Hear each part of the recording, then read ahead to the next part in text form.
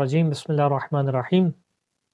تاریخ اسلام میں بعد وفات رسول ہمیں شہزادی کونین سلام اللہ علیہ کا انتہائی عظیم الشان ایک خطبہ دکھائی دیتا ہے، جس کو تاریخ نے خطبہ فدق کے نام سے یاد کیا ہے۔ وہ خطبہ کہ جس کے اندر شہزادی نے رسول کے بعد ڈھائے جانے والے مظالم کا ذکر کیا ہے، اور رسول کے بعد کس طریقے سے شہزادی کے ورثے کو چھینا گیا اس کا ذکر کیا، اس بات کی دلیل پیش کی کہ کس انداز سے یہ فدق جو رسول کی امانت تھی شہزادی کے پاس، جو رسول کی وراثت کے طور پہ پہنچا تھا، اس کو کس طریقے سے شہزادی سے غصب کیا گیا۔ اس تمام چیزوں کو اس خطبے میں بیان کیا۔ معروف خطبہ ہے اور بہت اہم خطبہ ہے، انسان اس کو ضرور پڑھے، سنے، اس کے معنی کے اوپر توجہ کرے، اس کے الفاظ کے اوپر دقت کرے، دیکھے کس طریقے سے شہزادی ہیں جو اپنی مصیبت کا بیان کر رہی ہیں، اور کس طریقے سے شہزادی اس بات کا اعلان کر رہی ہیں کہ مسلمانوں نے کس طریقے سے بے وفائی کی ہے رسول کے ساتھ اور دین اسلام کے ساتھ۔ یہاں تک کہ ہمیں دکھائی دیتا ہے، روایت ہے، اس خطبے کو مختلف مصادر میں نقل کیا گیا ہے۔ خود شرح ابن حدید جو نہج البلاغہ کی شرح ہے، انہوں نے اس شرح کے اندر اس خطبے کو نقل کیا ہے۔ جس نسخے کو میں آپ کے سامنے پیش کر رہا ہوں، یہ نسخہ ہے احتجاج تبریسی کے اندر، اس کی پہلی جلد میں صفحہ نمبر 254 کے اندر، جس میں اس خطبے کو پیش کیا۔ تاریخ لکھتی ہے کہ جب شہزادی کو فدق دینے سے منع کر دیا گیا، وَبَلَغَهَا ذَلِكَ، اور یہ خبر جو ہے وہ شہزادی تک پہنچی، لَاثَتْ خِمَارَهَا عَلَى رَأْسِهَا وَاشْتَمَلَتْ بِجِلْبَابِهَا، شہزادی نے چادر کو اوڑھا، اور چادر اوڑھنے کے بعد عبا لینے کے بعد اقبلت فی لمت من حفدتها ونساء قومها، اور اس کے بعد اپنی قوم یعنی بنی ہاشم کی خواتین کے ساتھ اور اپنی کنیزوں کے ساتھ اپنے گھر سے باہر نکلی۔ کس عالم میں باہر نکلی؟ کس عالم میں؟ شہزادی گھر سے مسجد کی جانب گویا جا رہی تھی، قطع ذیولها، کہ آپ کی چادر زمین پہ خط کھینچتی ہوئی جا رہی تھی۔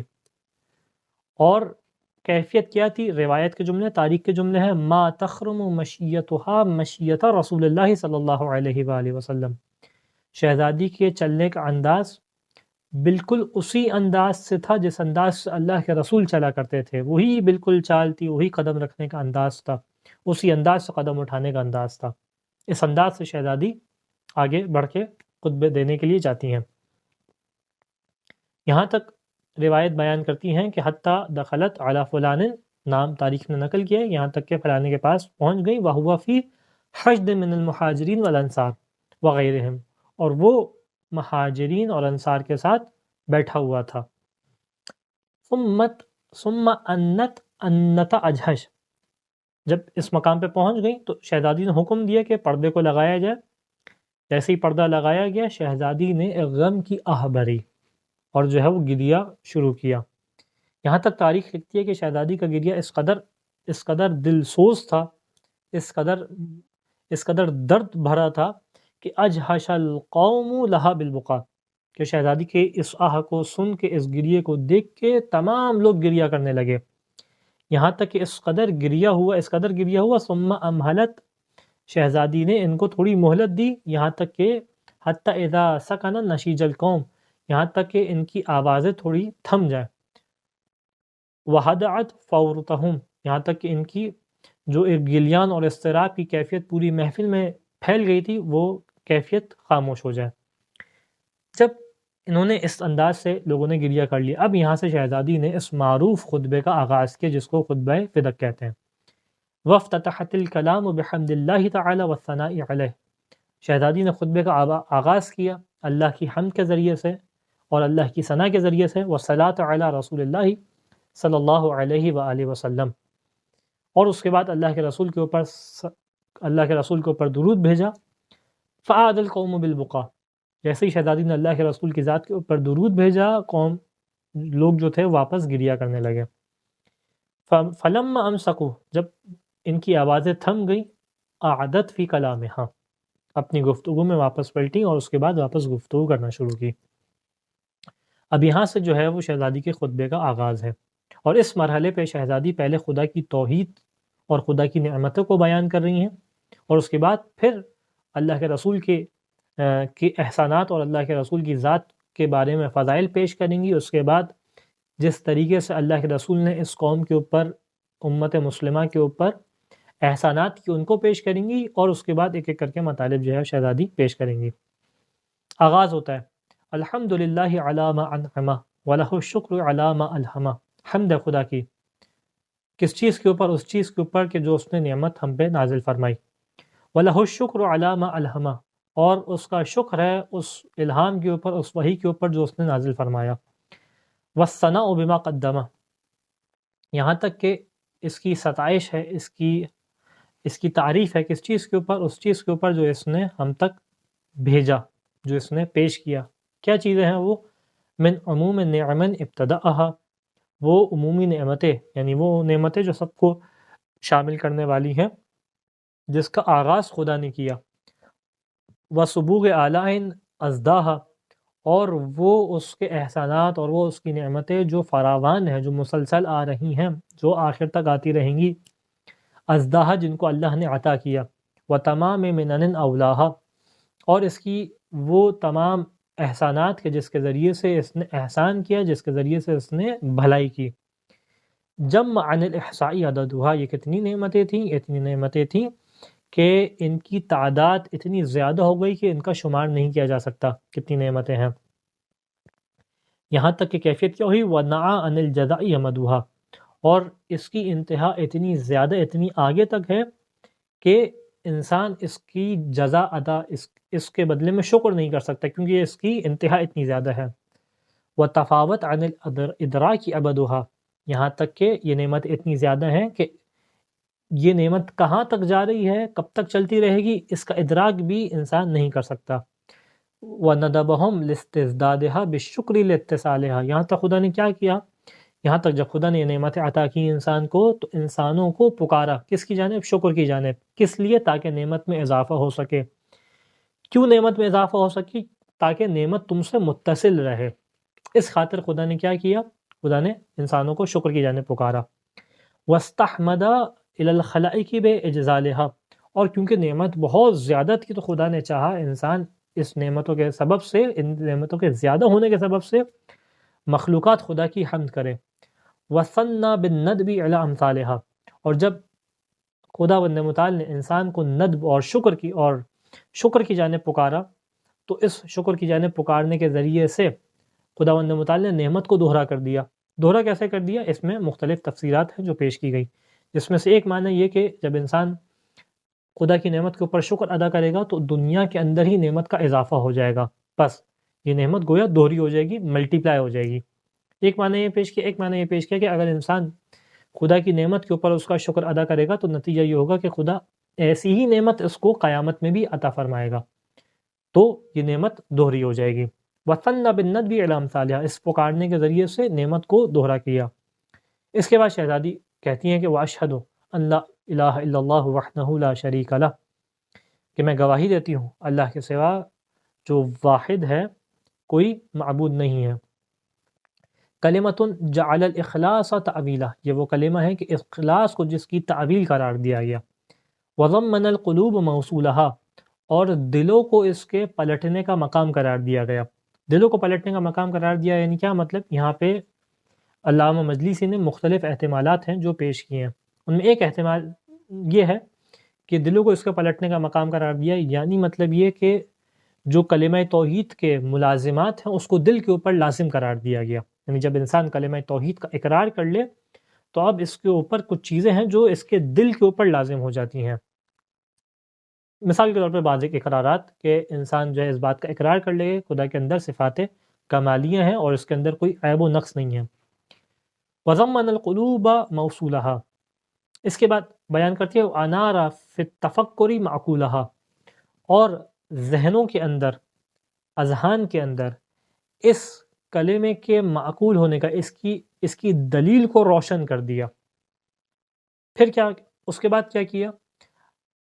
الممتنع من الابصار رؤیتہ، یہ خدا ایسا ہے کہ نگاہیں اس کو دیکھ نہیں سکتی۔ وَمِنَ الْأَلْسُنِ صِفَتُهُ، اور زبانیں اس خدا کی توصیف نہیں کر سکتی، اس خدا کو بیان نہیں کر سکتی، وہ خدا کیسا ہے زبانیں بیان نہیں کر سکتی۔ وَمِنَ الْأَوْحَامِ کیفیتُهُ، فکر انسان کا خیال اس کی کیفیت کا ادراک نہیں کر سکتا۔ ابتدع الاشیاء لا من شیء کان قبلها، اس نے چیزوں کو خلق کیا، اس نے چیزوں کو عدم سے وجود بخشا، کس حالت میں کہ جب ان سے پہلے کوئی شے نہیں تھی۔ یعنی ایسا نہیں ہے کہ جس طریقے سے ہم لوگ چیزوں کو خلق کرتے ہیں، ہم چار چیزوں کو، یہ میرے اپنے الفاظ ہیں، ہم چار چیزوں کو جمع کر کے ایک تیسری چیز بناتے ہیں، نہیں، جب اس نے خلق کیا تو اس سے پہلے کچھ نہیں تھا۔ وَأَنشَأَهَا بِلَا اِحْتِذَاءِ أَمْثِلَةٍ امْتَثَلَهَا، اور اس نے چیزوں کو ایجاد کیا، کس حالت میں؟ اس انداز سے چیزوں کو ایجاد کیا کہ ان کی مثل کوئی چیز نہیں تھی جس کو دیکھ کے یہ اقتدا کر سکے، جس کو دیکھ کے پیروی کر سکے۔ یعنی جب ہم کوئی چیز کو خلق کرتے ہیں، کوئی چیز بناتے ہیں، تو مختلف جگہ سے مختلف آئیڈیاز ہیں جو لیتے ہیں۔ جب خدا نے خلق کیا تو خدا کی خلقت کا عالم کیا تھا؟ کوئی ایسی شے موجود نہیں تھی جس کو دیکھ کے خدا اس انداز سے خلقت کر سکے۔ کونہا بقدرتہ، پس اس نے اپنی قدرت کے ذریعے سے چیزوں کو وجود بخشا۔ وزرعہا بمشیئتہ، اور اپنی مشیت کے ذریعے سے چیزوں کو خلق کیا، اشیاء کو خلق کیا۔ من غیر حاجت الی تقوینہا، جبکہ کیفیت کیا تھی؟ کیفیت یہ تھی کہ خدا محتاج نہیں تھا ان کے ہونے کی جانب۔ خدا نے اس انداز سے چیزوں کو خلق کیا، اس انداز سے مخلوقات کو خلق کیا کہ جب خدا محتاج نہیں تھا کہ یہ چیزیں ہوں، یہ چیزیں وجود میں آئیں۔ اور اس کے بعد کیا کیفیت تھی؟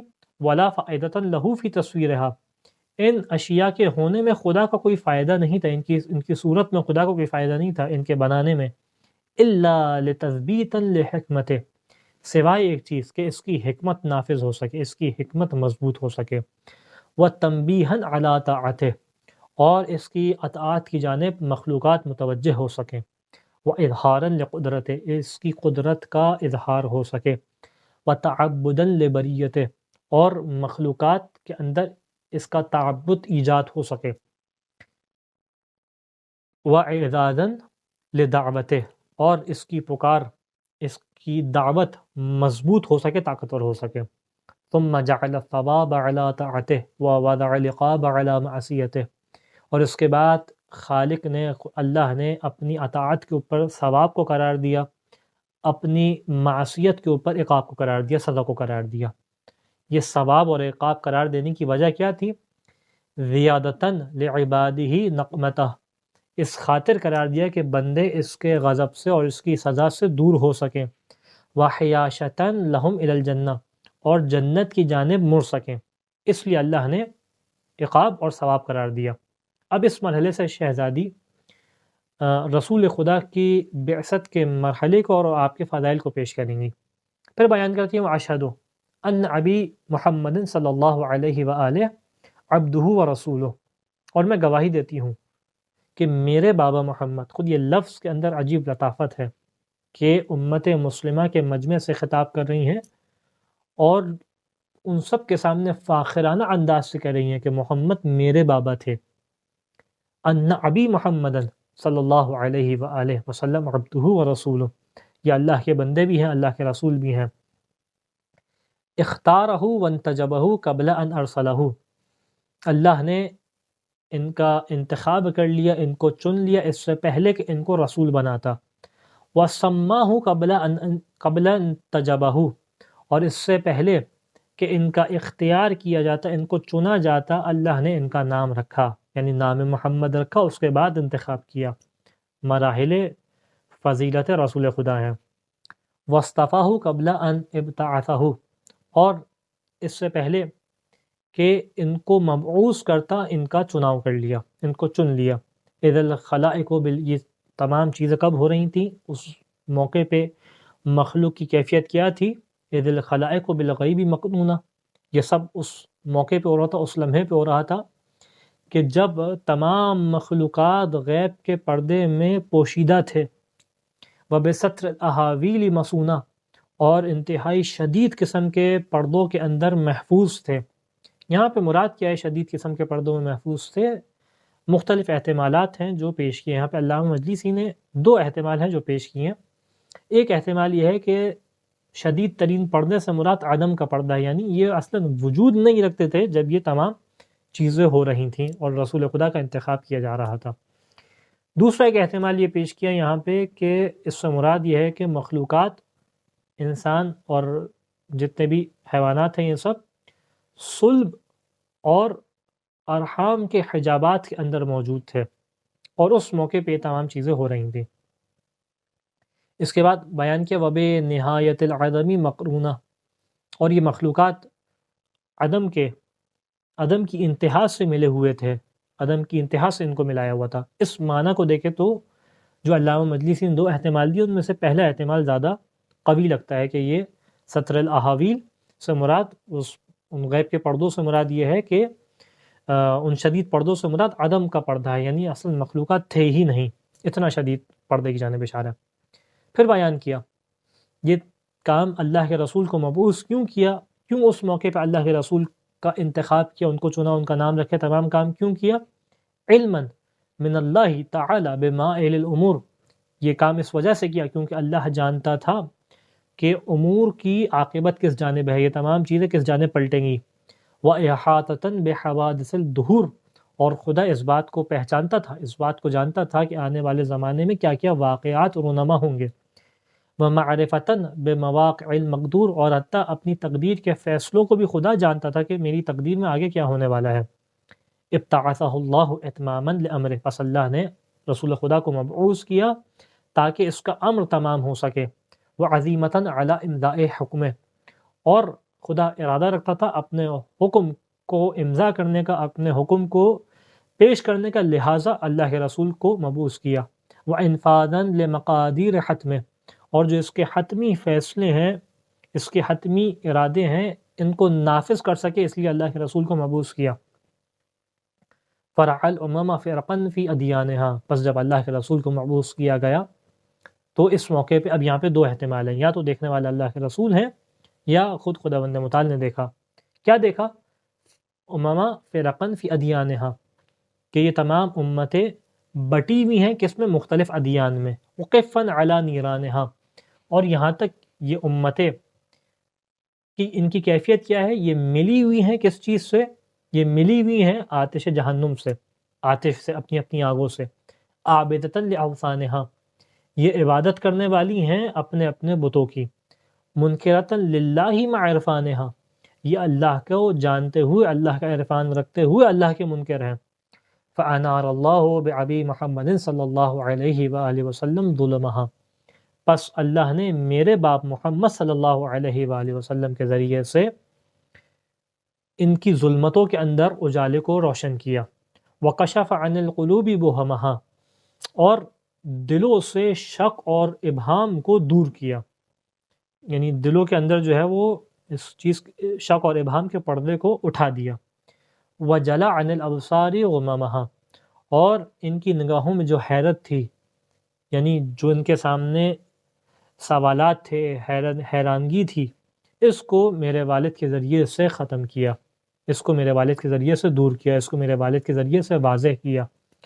وقام فی الناس بالہدایہ، پس اللہ کے رسول میرے والد محمد صلی اللہ علیہ وآلہ وسلم نے لوگوں میں ہدایت کے ساتھ قیام کیا۔ فانقذہم من الغوایہ، اور ان کو گمراہی سے نکالا۔ وبصرہم من العمایہ، اور نابینائی سے بینائی عطا کی۔ وہداہم الی الدین القویم، اور یہاں تک ان کو مضبوط دین کی جانب جو ہے وہ مضبوط دین کی جانب ہدایت کی ان کی۔ وَدَعَاهُمْ إِلَى الصِّرَاطِ الْمُسْتَقِيمِ، اور انہیں صراط مستقیم کی جانب پکارا۔ ثُمَّ قَبَضَهُ اللَّهُ إِلَيْهِ قَبْضَ رَأْفَةٍ وَاخْتِيَارٍ، اور اس کے بعد وہ لمحہ آیا کہ جب اللہ نے ان کی روح کو قبض کیا، لیکن کیفیت کیا تھی روح کو قبض کرنے کی؟ اس کی کیفیت یہ تھی کہ رافت کے ساتھ، انتہائی مہربانی کے ساتھ اور اختیار کے ساتھ، نہ کہ ہماری طریقے سے، یعنی خود اللہ کے رسول کو گویا اختیار دیا گیا کہ آپ کی روح قبض کی جائے یا نہ کی جائے، اس انداز سے ان کی روح کو قبض کیا گیا۔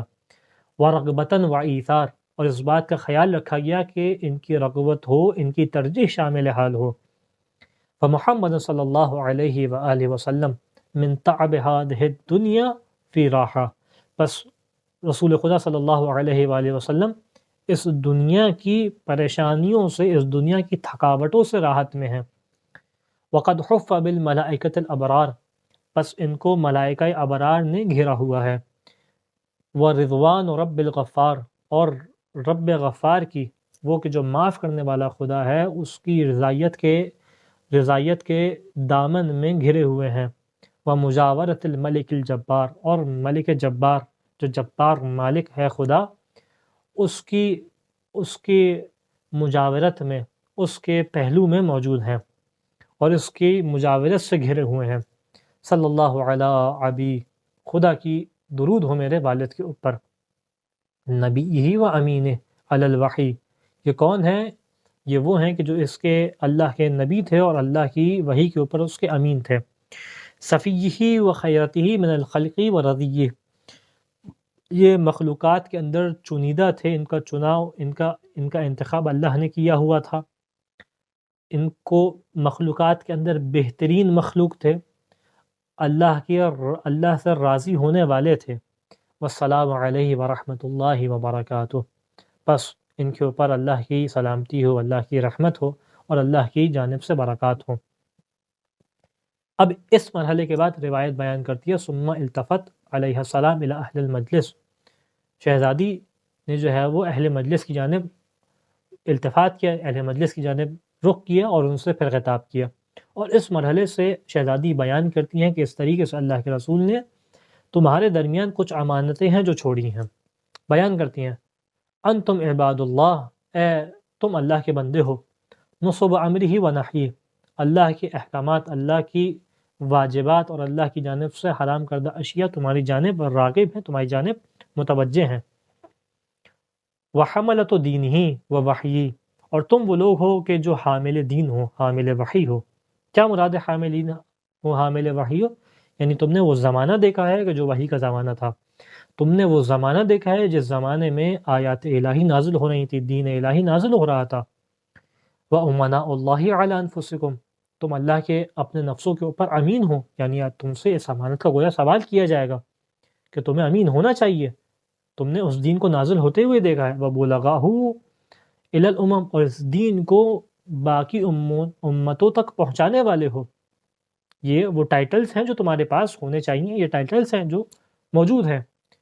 وَزَعَمْتُمْ حَقٌّ لَكُمْ، کیا تم یہ گمان کرتے ہو یہ تمام چیزیں کہ تم حامل دین ہو، تم حامل وحی ہو، تم امین الہی ہو، تم اس دین کو مختلف امتوں تک پہنچانے والے ہو، کیا تم گمان کرتے ہو یہ چیزیں تمہارے لیے حق ہیں؟ یعنی کیا تمہارے نفس کے اندر یہ استحقاق پیدا ہو چکی ہے کہ یہ ٹائٹلز، یہ عنوانات تمہارے اوپر صادق ہیں؟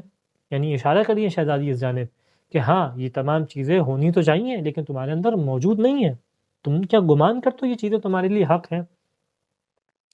للہ فیکم عہد، اللہ کا وعدہ ہے جو تمہارے درمیان موجود ہے۔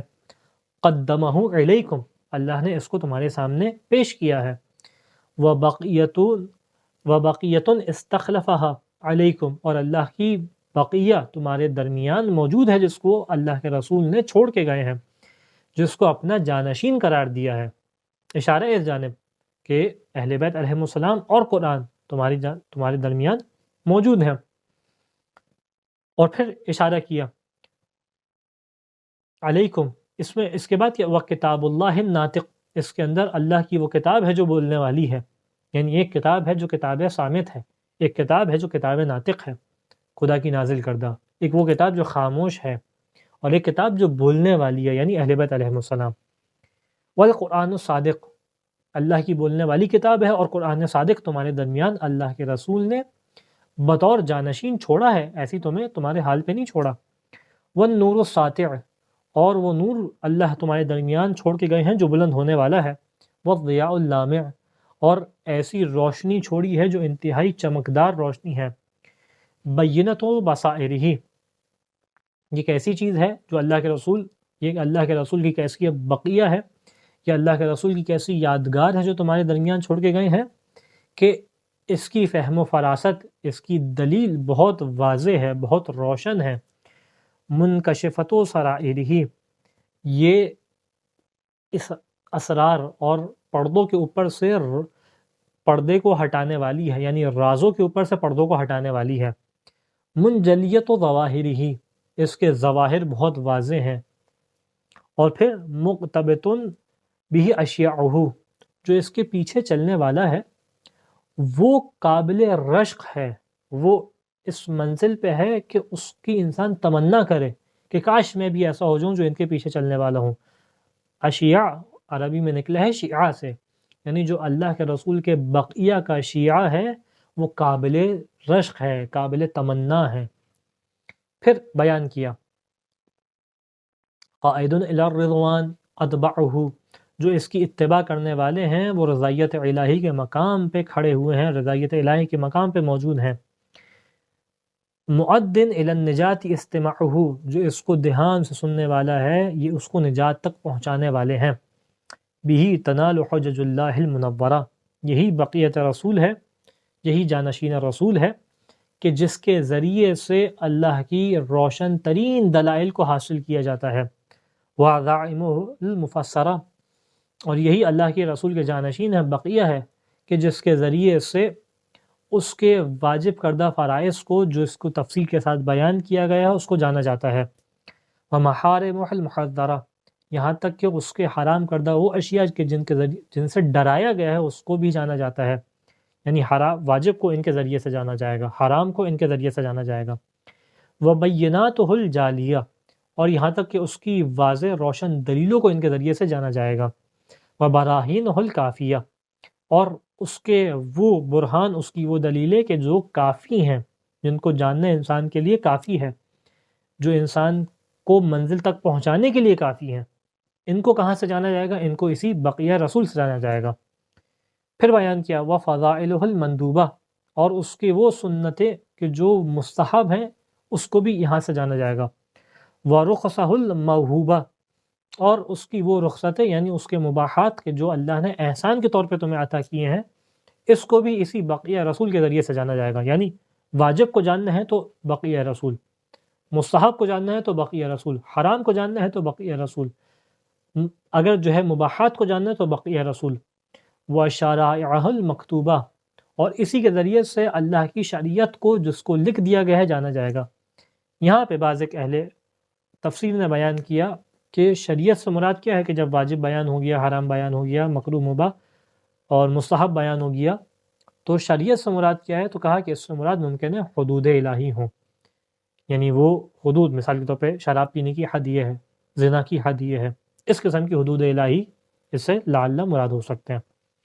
اب اس مقام کے بعد شہزادی نے مختلف احکامات الہی کی علتوں کو بیان کیا۔ فَجَعَلَ الْإِيمَانَ تَطْهِيرًا لَكُم مِّنَ الشِّرْكِ، اللہ نے ایمان کو قرار دیا کس چیز کا؟ اس وجہ سے ایمان کو لازم قرار دیا کہ تم شرک سے پاک ہو سکو۔ وَالصَّلَاةَ تَنزِيهًا لَكُمْ عَنِ الْكِبْرِ، اور نماز کو واجب قرار دیا اس لیے تاکہ غرور اور تکبر جو ہے وہ نہ رہے، اس کو ختم کیا جا سکے۔ وَالزَّكَاةَ تَزْكِيَةً لِلنَّفْسِ وَالنِّمَاءً فِي الرِّزْقِ، اور زکوٰۃ کو واجب قرار دیا گیا کس لیے؟ تاکہ نفس پاک ہو سکے اور رزق کے اندر نمو آ سکے۔ وَالصِّيَامَ تَثْبِيتًا لِلْإِخْلَاصِ، اور روزے کو واجب قرار دیا گیا کس لیے؟ تاکہ اخلاص کے اندر مضبوطی آ سکے۔ وَالْحَجَّ تَشْيِيدًا لِلدِّينِ، اور حج کو واجب قرار دیا تاکہ دین مضبوط ہو سکے۔ مختلف تفسیرات ہیں جو اس فقرے کی گئیں کہ حج کے ذریعے سے دین کیسے مضبوط ہوگا، اور اس کی مختلف جہات ہیں جو پیش کی گئیں۔ مثال کے طور پہ بعض نے اس انداز سے کہا کہ جب انسان حج کرتا ہے تو صرف اس خاطر اپنا مال اور تمام زحمتیں اٹھاتا ہے، مال خرچ کرتا ہے، زحمتیں اٹھاتا ہے کہ اللہ کے حکم کی بجاوری ہو سکے۔ پس اللہ کے حکم کی بجاوری کے لیے اتنا بڑا اقدام کرنا خود اس کے نفس کے اندر دین کو مضبوط کرتا ہے۔ ممکن ہے کہ اشارہ اس جانب ہو کہ جب تمام مسلمان مل کے اس بڑے اس انداز سے اللہ کے حکم کو نافذ کرنے کے لیے ایک جگہ پہ جمع ہوتے ہیں تو یہ دین اسلام کی مضبوطی کا سبب بنتا ہے۔ بس حج کو قرار دیا گیا، کیا ایک جملے میں یہاں پہ بڑی تفصیل بیان ہو سکتی ہے، حج کو قرار دیا گیا دین کی مضبوطی کے لیے۔ والعدل تنسیقا للقلوب، اور عدل کو دلوں کے منظم کرنے کے لیے اور دلوں کو ملانے کا ذریعہ قرار دیا، وطاعتنا نظاما للملہ، اور ہماری اطاعت کو ملت کے لیے نظام قرار دیا گیا، یعنی اگر ہماری اطاعت نہیں ہوگی تو غیر منظم ہو جائے گی ملت اور اسلام۔ و امامتنا امانا من الفرقہ، اور ہماری امامت کو امان قرار دیا گیا، ہماری امامت کو واجب قرار دیا گیا، کس لیے؟ تاکہ تم فرقے سے امان میں آ سکو، تاکہ تم آپس میں جھگڑے سے بچ سکو، تاکہ تمہارے اندر وحدت پیدا ہو سکے۔ پس اگر وحدت ہو سکتی ہے، اتحاد ہو سکتا ہے، تو وہ بہترین ذریعہ کیا ہے؟ وہ ہماری امامت ہے، اسی وجہ سے اللہ نے اس کو قرار دیا۔ اس کے بعد شہزادی بیان کرتی ہیں والجہاد عدا للاسلام، اللہ نے جہاد کو لازم قرار دیا گیا تاکہ اسلام سرخرو ہو سکے، اسلام کی عزت ہو سکے۔ وذل اہل الکفر والنفاق، اور اہل کفر اور اہل نفاق کی ذلت کا ذریعہ بن سکے۔ والصبر معونۃ علی استیجاب الامر، اور اللہ نے صبر کو لازم قرار دیا گیا، کس لیے؟ تاکہ تم استحقاق حاصل کرو سکو، کس کا؟ اجر کا۔ اور پھر بیان کیا والامر بالمعروف مصلحۃ للعامہ، اللہ نے امر بالمعروف کو واجب قرار دیا اس لیے تاکہ عامت الناس کی مصلحت اور عامت الناس کا فائدہ ہو سکے۔ وبر الوالدین وقایۃ من السخط، اللہ نے والدین سے نیکی کو واجب قرار دیا گیا تاکہ اس کے غضب سے، اس کے غصے سے بچ سکو۔ وصلۃ الارحام منسعۃ فی العمر ومنماۃ للعدد، اللہ نے رشتہ داروں سے صلہ رحمی کو قرار دیا گیا، ان سے ملنے کو واجب قرار دیا، کس لیے؟ اس لیے تاکہ تمہاری عمر میں اضافہ ہو سکے، تمہاری عمر طولانی ہو سکے اور تمہاری تعداد بڑھ سکے۔ ایک جملہ ہے جس میں بڑی تفصیل جو ہے وہ بیان ہو سکتی ہے، لیکن میں چاہ رہا ہوں کہ اس خطبے کو پورا پیش کر لوں۔ والقصاص حقنا للدماء، اور اللہ نے قصاص کو لازم قرار دیا، کس لیے؟ قصاص کو قرار دیا کس لیے؟ تاکہ خون کو روکا جا سکے، یعنی مزید خون نہ ہو، اس وجہ سے قصاص کا حکم قرار دیا۔ والوفاء بالنذر تعذیرا للمغفرہ، اللہ نے نذر کو وفا کرنا کو لازم قرار دیا، کس لیے؟ تاکہ تم مغفرت کا دائرہ جو ہے وہ وسیع ہو سکے، تم مغفرت الہی کے اندر شامل ہو سکو۔ پھر بیان کیا وتوفیۃ المکائل والموازین، اللہ نے واجب قرار دیا کس کو؟ کہ تم ناپ تول میں کمی نہ کرو، ناپ تول کو صحیح انداز سے کرو، کیوں؟ تغییراً للبخس، تاکہ کم فروشی نہ ہو، نظام حیات کے اندر جو خرید و فروخت کے معاملات ہیں وہ بہترین انداز سے چل سکیں، اس وجہ سے اللہ نے ناپ تول کے اندر کمی کو حرام قرار دیا ہے۔ والنہی عن شرب الخمر تنزیہا عن الرجس، اللہ نے شراب کے پینے کو حرام اس وجہ سے قرار دیا تاکہ تم رج سے، پلیدگی سے دور ہو سکو۔ واجتناب القذف حجابا عن اللعنہ، اور اللہ نے غیر سزاوار انداز سے کسی کے اوپر کوئی بات بولنے کو، یعنی تہمت لگانے کو حرام قرار دیا، کس لیے؟ حجابا عن اللعنہ، تاکہ تم لعنت الہی سے ایک پردہ آ سکے، یعنی لعنت الہی تم تک نہ پہنچے۔ وترک السرقہ ایجابا للعفہ، اللہ نے چوری کو حرام قرار دیا، کس وجہ سے؟ اس وجہ سے تاکہ تم عفت کو حاصل کر سکو۔ وحرم اللہ الشرک اخلاصا لہ بالربوبیہ، پس اللہ نے شرک کو حرام قرار دیا، کس لیے؟ اس وجہ سے تاکہ تم اس کی ربوبیت کے اندر، اس کی توحید کے اندر مخلص ہو سکو۔ فاتقوا اللہ حق تقاتہ، پس اللہ سے اس انداز سے ڈرو جس انداز سے اس کے ڈرنے کا حق ہے۔ لا تموتن الا وانتم مسلمون، اور دیکھو جب تم مرو تو صرف اس کیفیت میں مرنا کہ تم مسلمان ہو، یعنی حالت ایمان میں مرنا۔ وَأَطِیعُوا اللَّهَ فِيمَا امرکم بہ، اور اللہ کی اس چیز میں اطاعت کرو جس چیز کا اس نے تمہیں حکم دیا ہے۔ وَنَهَاكُمْ عَنْهُ، اور جس چیز سے تمہیں روکا ہے اس کے رکنے میں بھی اس کی اطاعت کرو۔ فَإِنَّهُ إِنَّمَا يَخْشَى اللَّهَ مِنْ عِبَادِهِ الْعُلَمَاء، پس یقیناً اللہ کے بندوں میں سے اللہ سے صرف علماء ہیں جو اللہ سے ڈرتے ہیں۔ اس کے بعد شہزادی نے اپنا تعارف لوگوں کے سامنے پیش کیا۔ ثم قالت ایھا الناس اعلموا، اے لوگو جان لو، انی فاطمہ، اے لوگو جان لو میں فاطمہ ہوں، وہ ابی محمد صلی اللہ علیہ وآلہ وسلم، اور جان لو کہ میرے باپ محمد صلی اللہ علیہ وآلہ وسلم ہیں، اقول عودن و بدوا، یہ بات میں تکرارن تمہارے سامنے پیش کر رہی ہوں، ولا اقول ما اقول غلطا، اور جو بات میں کہہ رہی ہوں وہ غلط نہیں ہے، ولا افعل ما افعل شططا، اور جو بھی فعل میں انجام دیتی ہوں وہ حق سے دور نہیں ہے بلکہ وہ عین حق ہے، لقد جاءکم رسول من انفسکم، اور تمہارے نفسوں میں سے اللہ نے رسول کو بھیجا، تمہارے نفسوں میں سے رسول آیا، عزیز علیہ ما عنتم، تمہارے اوپر جو بھی تکلیف آتی تھی، تمہارے اوپر جو بھی پریشانی آتی تھی، یہ اس رسول کے اوپر بڑی سخت ہوا کرتی تھی، یعنی بڑا رحیم تھا یہ رسول، حریص علیکم بالمؤمنین رعوف رحیم، یہ وہ تھا کہ جو تمہاری صلاح کے لیے، تمہاری اچھائی کے لیے بہت زیادہ آگے بڑھنے والا تھا، حریص تھا اس چیز کے اندر، اور مؤمنین سے رعوف اور رحیم تھا، مؤمنین سے رحمت رکھنے والا تھا۔ ان تعزوہ، اگر تم اس رسول کو تلاش کرنا چاہو گے، ڈھونڈنا چاہو گے، طلب کرنا چاہو گے، وتعرفوہ، اس رسول کو جاننا چاہو گے،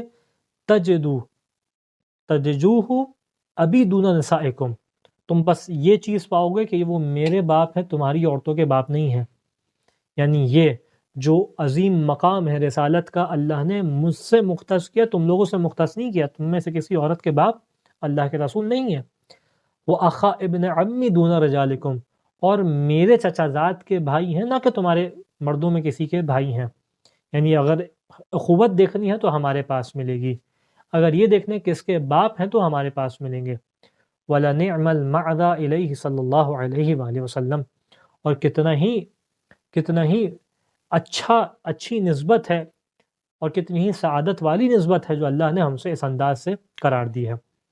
اس کے بعد اس مرحلے کے بعد شہزادی نے رسول کی مختلف خدمات کی جانب اشارہ کیا اور فرمایا کہ فبلغ الرسالۃ صادعا بالنظارہ، پس اللہ کے رسول نے رسالت کو پہنچایا، رسالت کی تبلیغ کی، کس لیے؟ صادعا بالنظارہ، کہ وہ پیغام جو خدا کا ڈرانے والا پیغام ہے اس کا اظہار کرتے ہوئے، مائلا عن مدرجۃ المشرکین، یہ اللہ کے رسول نے کیوں تبلیغ رسالت کی؟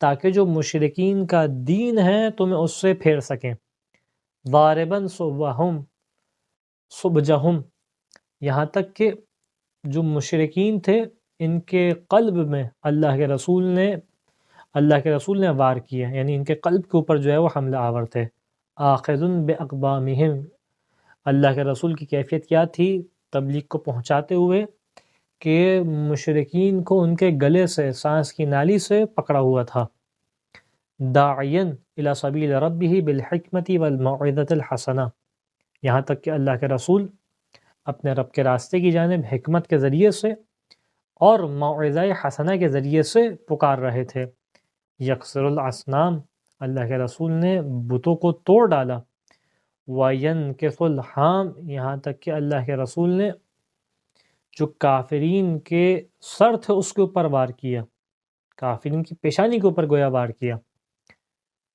یہاں پہ جو ہے وہ بعض محشین نے خاصتاً جیسے علامہ مجلسی نے اس کے اوپر اشارہ کیا کہ یہاں پہ ظاہر مراد یہ ہے کہ کافرین کے سر پہ وار کیا، یعنی جو کافرین کے سردار تھے ان کو جو ہے وہ اللہ کے رسول نے آ کے ان کے رعب و دبدبے کو آ کے ختم کر دیا اور ان کی آوازوں کو بٹھا دیا، حتیٰ ان حضم الجمع وول الدبر، یہاں تک کہ جو جماعت تھی، ان کا گروہ تھا مشرکین کا، یہ پراگندہ ہو گئے، یہ بھاگنے لگے اور پشت دکھانے لگے، حتیٰ تفرّ اللیل عن صبحہ واسفر، یہاں تک کہ رات کی تاریکی ختم ہونے لگی، صبح کا اجالا آنے لگا، واسفر الحق عن محضہ، اور حق جو ہے وہ اپنے مقام پہ ظاہر ہو گیا، اس انداز سے اللہ کے رسول نے کی حکمت کا نتیجہ یہ نکلا۔ وَنَطَقَ زعیم الدین، اور دین کے جو سربراہ تھے انہوں نے گفتگو کرنا شروع کی، وَخَرَسَتْ شَقَاشِقُ الشَّيَاطِین، یہاں تک کہ جو شیاطین کے شیطانوں کی آواز تھی، اللہ کے رسول کے سبب سے اللہ کے رسول نے ان کی آوازوں کو دبا دیا، ان کی آوازیں دب گئیں۔ شقاشق عربی میں نکلا ہے شقشقہ سے، جو ہمارا خطبہ معروف ہے خطبہ شقشقیہ۔ معنی کیا ہوتا ہے؟ اونٹ کے منہ میں جب غصے میں ہوتا ہے اونٹ تو ایک لعاب اور ایک جھاگ ہے جو اونٹ کے منہ میں پیدا ہوتی ہے، اس کو شقشقیہ کہتے ہیں، جو اس سے غصے کے وقت منہ سے نکلتی ہے۔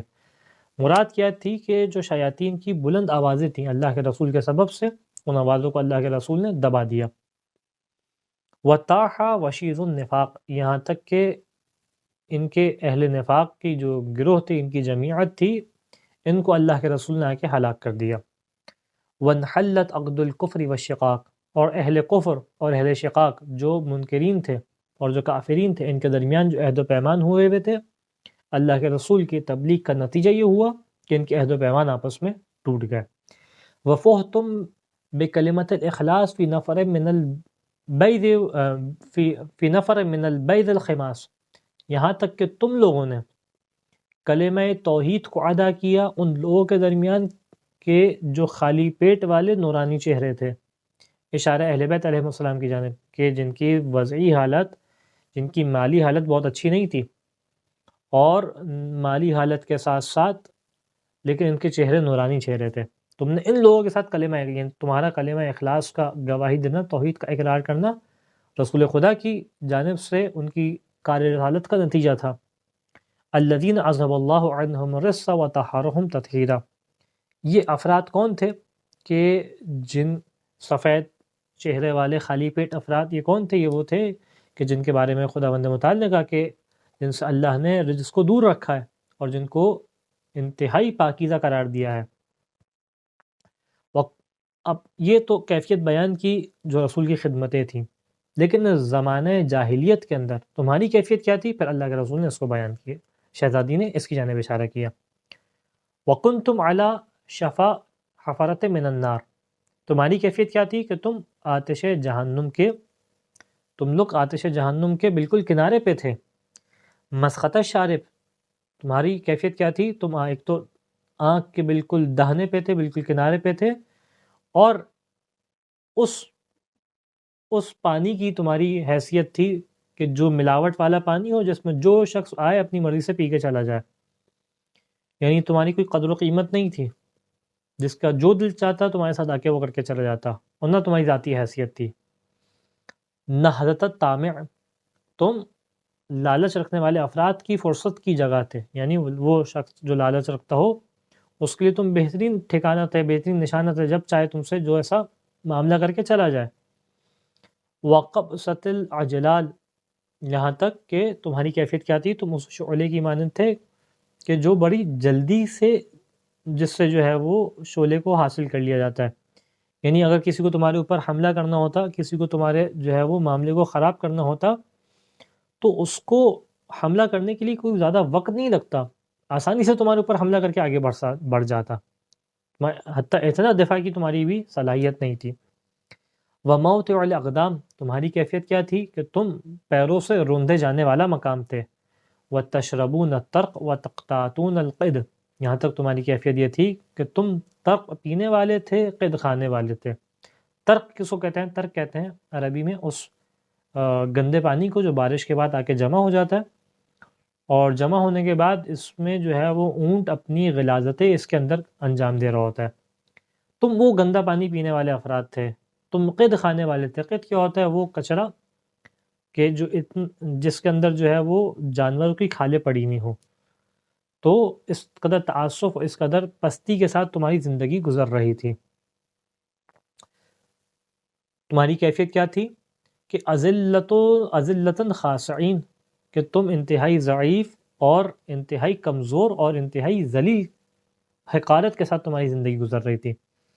تخافون ان یتخطفکم الناس من حولکم، تمہیں تو صرف اس بات کا خوف رہتا تھا، تمہیں تو اس بات کا ڈر تھا کہ تمہارے ارد گرد کے لوگ تمہیں کہیں آ کے لوٹ نہ لیں، تمہیں مار نہ دیں، تمہارا قتل نہ کر دیں۔ اس کیفیت میں تمہاری زندگی گزر رہی تھی۔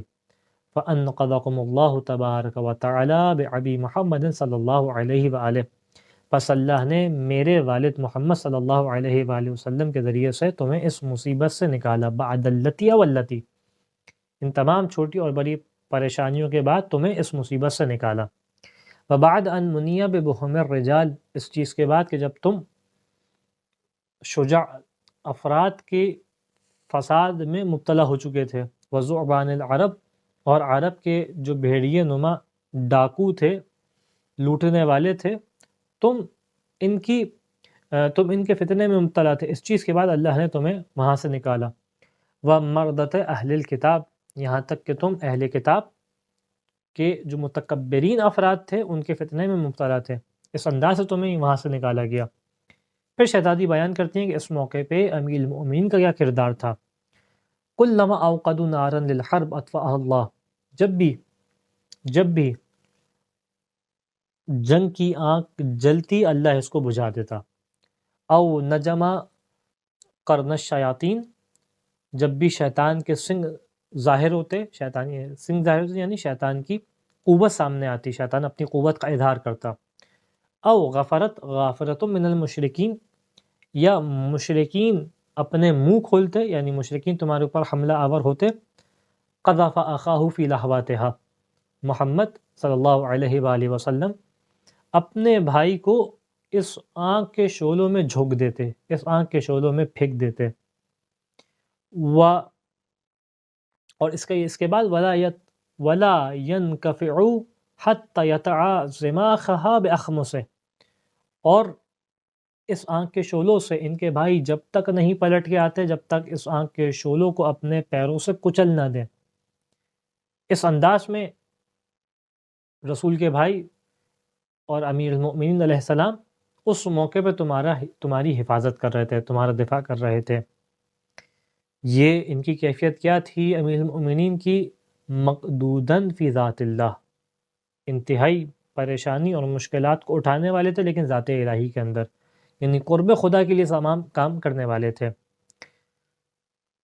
وَيَخْمِدُ لَهْبَهَا بِسَيْفِهِ، اور اپنی تلوار کے ذریعے سے اس آنکھ کے شعلوں کو، اس آنکھ کو ٹھنڈا کرنے والے تھے۔ جو بھی جنگ کی آنکھ ہوتی ہے اس کو اپنی تلوار کے ذریعے سے ٹھنڈا کرتے۔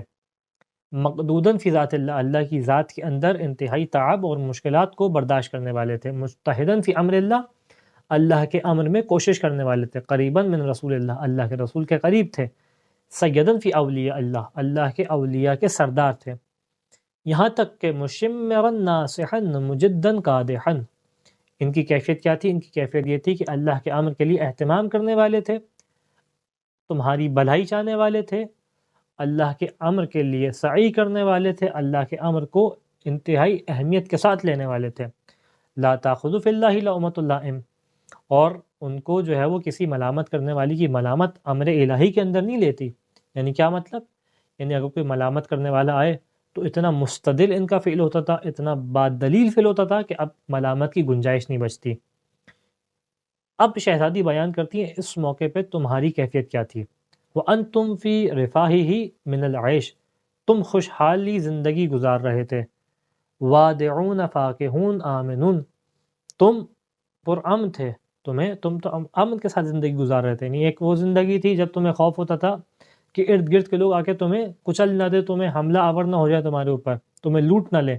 اور اس کے بعد رسول خدا نے کے ذریعے سے جب اللہ نے تمہیں اس مشکل سے نکالا، اور رسول خدا کے بھائی علی مرتضیٰ علیہ الصلوۃ والسلام اس انداز سے تمہارا دفاع کر رہے تھے، تم امن والی زندگی گزار رہے تھے، تم پرسکون تھے، تم زندگی کے عیش اڑا رہے تھے، تم امن کے ساتھ تھے۔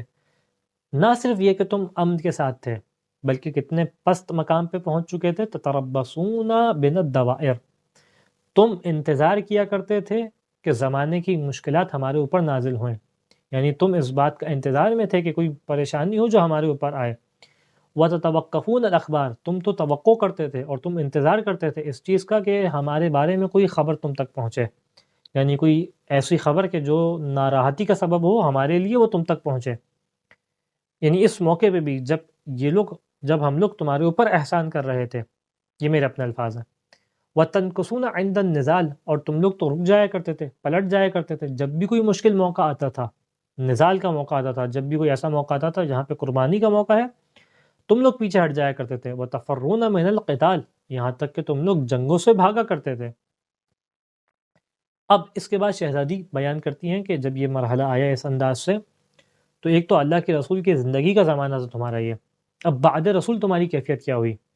فلم اختار اللہ لنبیہ دار انبیائہ، جب اللہ نے اپنے نبی کے لیے انبیاء کے مقام، انبیاء کے گھر کو، انبیاء کی جگہ کو انتخاب کیا، ومعوا اسفیاء، اور انبیاء کے اور اسفیاء کے چنیدہ افراد کے چنے ہوئے مقام کا انتخاب کیا، ظہار فیکم حسقۃ النفاق، تمہارے اندر نفاق کی تلوار ظاہر ہونے لگی، سملا جلباب الدین، اور جو دین کا لبادہ تم نے اوڑا ہوا تھا یہ بوسیدہ ہو گیا، نطق قادم الغاوین، یہاں تک کہ وہ گمراہ افراد کے جو ساکت ہونے والے تھے، جو خاموش رہنے والے تھے، انہوں نے بھی بولنا شروع کر دیا، نبغ خامل الاقلین، یہاں تک کہ وہ افراد کے جن کی آواز خاموش رہتی تھی، وہ چند افراد، انہوں نے بھی کیا کرنا شروع کر دیا، انہوں نے بھی، ان کی آوازیں بھی بلند ہونے لگی، ان کی آوازیں بھی نکلنے لگی، وحدرا فنیق المبتلین،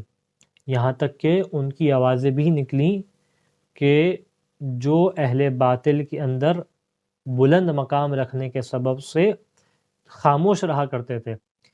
فنیق کہتے ہیں اس اونٹ کو عرب میں کہ جو بلند مقام رکھنے کے سبب سے جس اونٹ کو سواری کے طور پہ استعمال نہ کیا جائے، تو باطل افراد کے اندر وہ لوگ کہ جن کا یہ مقام تھا کہ وہ لوگ آگے نہیں بڑھتے تھے کہیں ان کی بات میں کمی نہ آئے، ان لوگوں نے بھی بولنا شروع کر دیا۔ کب؟ رسول کے بعد۔ فَخَطَرَ فِي عَرْصَاتِكُمْ، پر شیطان نے تمہارے ذہنوں میں وسواس ڈالنا شروع کیا، وَاتَّلَعَ الشَّيْطَانُ رَأْسَهُ مِن مَغْرَزِهِ، اور شیطان نے اپنے پناگاہ سے اپنے سر کو نکال لیا، حاطفاً بکم، تمہیں پکار رہا تھا، فَأَلْفَاكُمْ لِدَعْوَتِهِ مُسْتَجِيبِينَ، پس اس نے اس چیز کو پایا کہ تم اس کی دعوت کے اوپر لبیک کہنے والے ہو، اس کی دعوت کو قبول کرنے والے ہو، وَلِلْعِزَّةِ فِيهِ مُلَاحَظِينَ، اس نے اس چیز کو پایا کہ تم شیطان میں اور اس کی دعوت میں اپنی عزت کو تلاش کرنے والے ہو، اپنی عزت کا لحاظ کرنے والے ہو، ثُمَّ اسْتَنْحَدَكُمْ فَوَجَدَكُمْ خِفَافًا، پھر اس کے بعد شیطان نے تمہیں ابھارا، تمہیں اکسایا، اور تمہیں چاہا کہ تم جلدی سے اس کی جانب لپکو، پس اس نے پایا کہ تم بہت کم وزن ہو، یعنی تمہارے اندر کسی قسم کا اس سے ٹکراؤ نہیں تھا، بڑی آسانی سے اس نے اپنی باتوں میں تمہیں لے لیا، اور بڑی آسانی سے تم اس کی باتوں کی جانب چلتے چلے گئے، وَأَحْمَشَكُمْ فَأَلْفَاكُمْ غِضَابًا، یہاں تک کہ شیطان نے تمہیں غضبناک کرنے کی کوشش کی، پس اس نے دیکھا تم غضبناک ہو گئے، وَوَسَنْتُمْ غَيْرَ عِبْلِكُمْ، پس تم نے ایسے مقام پہ نشانہ لگایا کہ جو تمہارے نشانہ لگانے کا مقام نہیں تھا، یعنی اس مقام پہ تمہیں نشانہ نہیں لگانا تھا، وَوَرَدْتُمْ غَيْرَ مَشْرَبِكُمْ، اور تم ایسے مقام پہ پانی پینے چلے گئے کہ جو تمہارے پانی پینے کا مقام نہیں تھا، یعنی اگر ظاہری اعتبار سے بھی اپنا فائدہ چاہتے تو تمہیں جانشینی رسول کو قبول کرنا چاہیے تھا، تم ایسی وادی میں نکل گئے کہ جہاں پہ تمہارا ظاہری اعتبار سے بھی نقصان ہے۔ یہ میرے اپنے وضاحت ہے۔ ہَذَا وَالْعَهْدُ قَرِيبٌ، اور یہ کام ہو رہا تھا، یہ چیزیں تھیں کہ جبکہ ابھی رسول کا زمانہ قریب تھا، وَالْكَلْمُ رَحِيبٌ، یہاں تک کہ رسول کا جو زخم تھا، یعنی رسول کے جانے کی وجہ سے جو زخم لگا تھا وہ بھی ابھی کشادہ تھا، وہ بھی ابھی وسیع تھا، اس کے اندر بھی اس کو بھی ابھی بند نہیں ہوا تھا وہ زخم، وَالْجَرْحُ لَمَّا يَنْدَمِلْ، یہاں تک کہ وہ جو رسول کے جانے کی وجہ سے زخم آیا تھا ابھی وہ ٹھیک نہیں ہوا تھا، وَالرَّسُولُ لَمَّا يُقْبَرْ، اور اللہ کے رسول کو ابھی دفنایا بھی نہیں گیا تھا، تم نے لیکن کیا کیا، تم نے تمام یہ کام یہ تمام شیطان کے پیچھے چلنا شروع کر دیا اور رسول کے دین کو چھوڑنا شروع کر دیا۔ یہ کام تم نے کیوں کیا؟ ابتداراً، تم نے بہت جلدی مچائی، کس لیے؟ زعمتم خوف الفتنہ، تمہیں فتنے کا خوف تھا، تم فتنے کے خوف کو گمان کر رہے تھے، یعنی وہ جو چیز تمہارے ذہن میں فتنہ تھی، یعنی تمہیں کیا چیز فتنہ لگتی تھی کہ یہ دنیا تمہارے ہاتھ سے چھوٹ نہ جائے، الا فی الفتنۃ سقطوا وان جہنم لمحیطۃ بالکافرین، اور آگاہ ہو جاؤ کہ یہ لوگ اب جو ہے وہ فتنے کا شکار ہوئے ہیں، یعنی جس کو فتنہ تم سمجھ رہے تھے وہ فتنہ نہیں تھا، اب یہ حالت ہے کہ یہ لوگ فتنے کا شکار ہیں، اور یقیناً جہنم نے کافرین کو گھیرے ہوئے ہے۔ فَهَيْهَاتَ مِنْكُمْ، پس وائے ہو تمہارے اوپر، کیف بکم، تم نے کیسا کام کیا، انا تؤفکون، تم کس جانب منحرف ہو کے چلے گئے۔ وَكِتَابَ اللَّهِ بَيْنَ أَظْهُرِكُمْ، اللہ کی کتاب تمہارے سامنے موجود ہے، امورہ ظاہرۃ واحکامہ ظاہرہ، اللہ کے امور جو ہے وہ ظاہر ہیں، اس کے احکام روشن ہیں، وعلامہ باہرہ، اور اللہ کے بلند کردہ مینار ابھی غالب ہیں، ابھی بلند ہیں، وزواجرہ لائحہ، اللہ کے بیان کردہ نواہی جن چیزوں سے اللہ نے روکا ہے یہ بھی چیزیں ظاہر ہیں، وَأَوَامِرُهُ واضحہ، یہاں تک کہ اللہ کے اوامر بھی واضح ہیں، اس میں کوئی شک و شبہ نہیں ہے، لیکن تم نے کیا کیا، وَقَدْ خَلَّفْتُمُوهُ وَرَاءَ ظُهُورِكُمْ، تم نے ان چیزوں کو پس پشت ڈال دیا، رغبتاً عنہ تریدون، کہ تم اس سے منہ موڑنا چاہتے ہو، یعنی ان احکامات الہیہ سے منہ موڑنا چاہتے ہو، ام بغیرہ تحکمون، کہ اللہ کی احکامات کو ہٹا کے تم کوئی رائے جو ہے وہ حکم لگانا چاہتے ہو، بئسا للظالمین بدلا، اور ظالمین کے لیے کتنا خراب بدل ہے، کتنی خراب بات ہے ظالمین کے لیے، یعنی کتنا خراب فعل ہے جو حق کو بدل کے ظالم جس کو اختیار کرتے ہیں۔ وَمَن يَتَّبِعْ غَيْرَ الْإِسْلَامَ دِينًا فَلَن يُقْبَلْ مِنْهُ وَهُوَ فِي الْآخِرَةِ مِنَ الْخَاسِرِينَ، اور جو شخص بھی اسلام کو چھوڑ کے کسی اور چیز کو اختیار کرے یقیناً یہ بڑا خسارہ اٹھانے والا ہے۔ ثُمَّ لَمْ يَلْبَثُوا إِلَّا رِيسٌ أَن تَسْكُنُوا نَفَرَتَهَا، اس کے بعد تم میں سے کوئی نہیں بچا سوائے کہ کچھ افراد، اور باقی افراد چلے گئے، ہم سے دور ہو گئے۔ وَيَسْلَسَ قِيَادَهَا، اور جس طریقے سے بھیڑ کے ریوڑ میں جہاں باقی بھیڑیں جاتی ہیں باقی بھی اسی جانب چلے جاتے ہیں، تم لوگ بھی اسی طریقے سے چلے گئے بغیر سوچے سمجھے کہاں جا رہے ہو۔ ثم اخذتم طولون وقدتها، اور اس کے بعد نتیجہ کیا ہوا کہ تم نے آنکھ کے شعلوں کو مشتعل کیا، بھڑکایا، وتحیجون جمرتها، اور آنکھ کو تم نے جو ہے وہ اس انداز سے بھڑکا دیا، آنکھ کے شعلوں کو مشتعل کیا اس کی، اور نتیجتاً آنکھ کو بھڑکایا۔ تستجیبون لحاتف الشیطان الغوی، یہاں تک کہ تم لوگوں نے شیطان کی گمراہ آواز کے اوپر جو ہے وہ لبیک کہا، اس کو تم نے اجابت کی اس کی۔ وَإِطْفَاءِ أَنْوَارِ النُّورِ الْجَلِي، اور یہاں تک تم نے کیا کام کیا، تم نے جو شیطان تمہیں پکار رہا تھا نور جلی کو بجھانے کے لیے، تم نے اس کے اوپر جو ہے وہ لبیک کہا۔ وَإِحْمَادَ النَّبِيِّ الصَّفِيِّ، وہ نبی کے جو چنیدہ نبی ہے جس کا انتخاب ہوا ہوا ہے، اس نبی کی سنت کو بجھانے کے لیے، اس کو دبانے کے لیے تم نے یہ کام کیے۔ تشربون حسواً فی ارتغاء، اور تمہاری اب کیفیت کیا ہے، تم لوگ جس طریقے سے دودھ کے اوپر ایک جھاگ ہوتی ہے، دودھ اس کے نیچے ہوتا ہے، بس تم اب جھاگ پی رہے ہو، یعنی اصل فائدہ جو تم تک پہنچنا تھا وہ امامت کے ذریعے سے، وہ رسول کی جانشینی کے ذریعے سے پہنچنا تھا، لیکن تم نے اس کو چھوڑ دیا اور صرف گویا دودھ کے اوپر موجود جھاگ کے اوپر اکتفا کر لیا۔ وَتَمْشُونَ لِأَهْلِهِ وَوَلْدِهِ فِي الْخَمْرَةِ وَالزَّرَّةِ، اور جو رسول کے اہل ہیں، رسول کے گھر والے ہیں، ان کی اولاد ہیں، ان کے بیٹے ہیں، ان کے خلاف تم چل رہے ہو، یعنی اس کے خلاف تم آ رہے ہو، پوشیدہ طور پہ بھی اور کھلے اعلانیہ طور پہ بھی۔ نَصْبِرُ مِنْكُمْ عَلَى مِثْلِ حِدِّ الْمَدَى، ہم لوگ صبر کریں گے، ہم صبر کر رہے ہیں کس چیز کے اوپر، ایسی مصیبت کے اوپر کہ جس کی مثل ایسی ہے کہ جیسے گوشت کو کاٹ کے لٹکا دیا جائے، یعنی نہ جدا ہو رہا ہو نہ ملا ہوا ہو، اس اذیت کے اوپر گویا ہم صبر کر رہے ہیں۔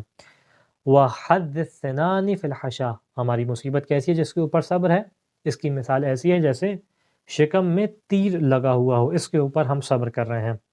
وَأَنْتُمْ الْآنَ تَزْعُمُونَ، اور اب تم اس حالت میں جب ہم ہیں، تم کیا گمان کر رہے ہو، تم لوگ یہ گمان کر رہے ہو اَنَّا لا ارث لنا، کہ ہمارے لیے کوئی ارث نہیں ہے، یعنی اب اس حالت میں تم یہ گمان کر رہے ہو۔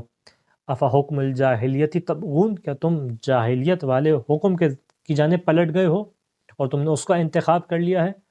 ومن احسن من اللہ حکما لقوم یوقنون، اور جو قوم یقین رکھتی ہے، یقین رکھنے والی ہے، اس کے لیے اللہ سے بہتر فیصلہ کرنے والا کون ہے۔ افلا تعلمون، کیا تم لوگ اس بات کو نہیں جانتے، بلا وقد تجلی لکم کالشمس الزاحیہ انی ابنتہ، بلکہ تم جانتے ہو اور تمہارے لیے یہ چمکتے ہوئے سورج سے بھی زیادہ واضح ہے کہ میں اس نبی کی بیٹی ہوں، اس بات کو تم جانتے ہو۔